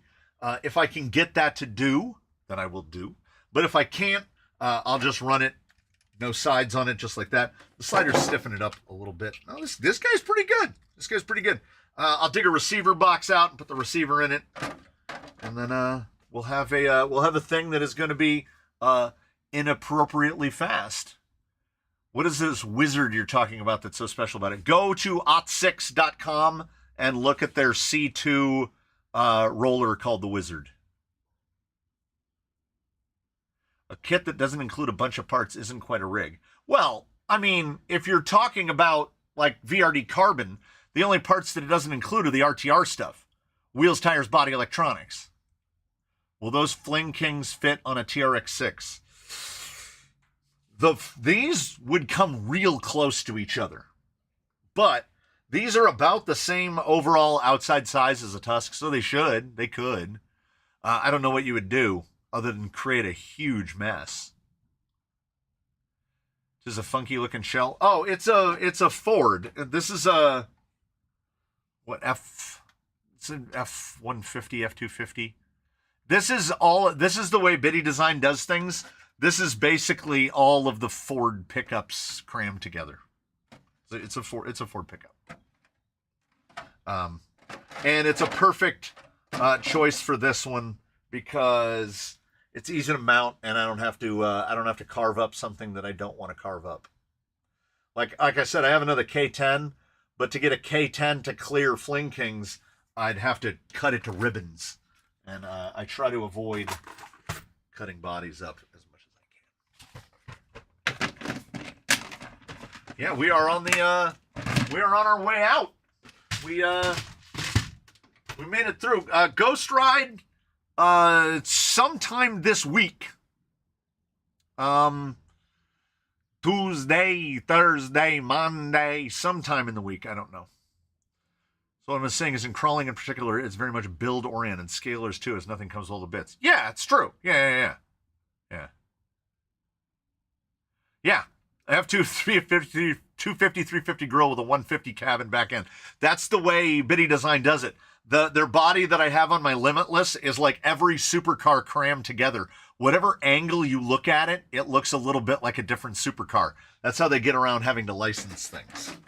There's no shocks on the back of this, and nothing is connected. So we'll set it just like that. We'll put it under the bench, and I'll forget about it until tomorrow. You know what I'm doing tomorrow?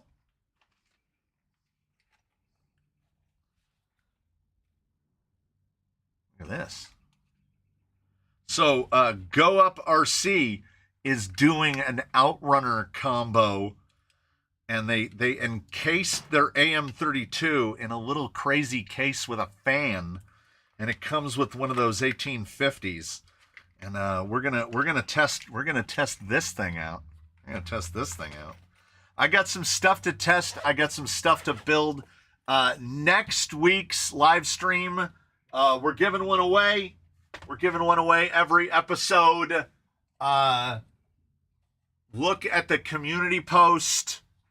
You've got to be a member, and you've got to be linked to the Discord, or you ain't winning nothing. So, we'll do that. I'll meet you in the middle.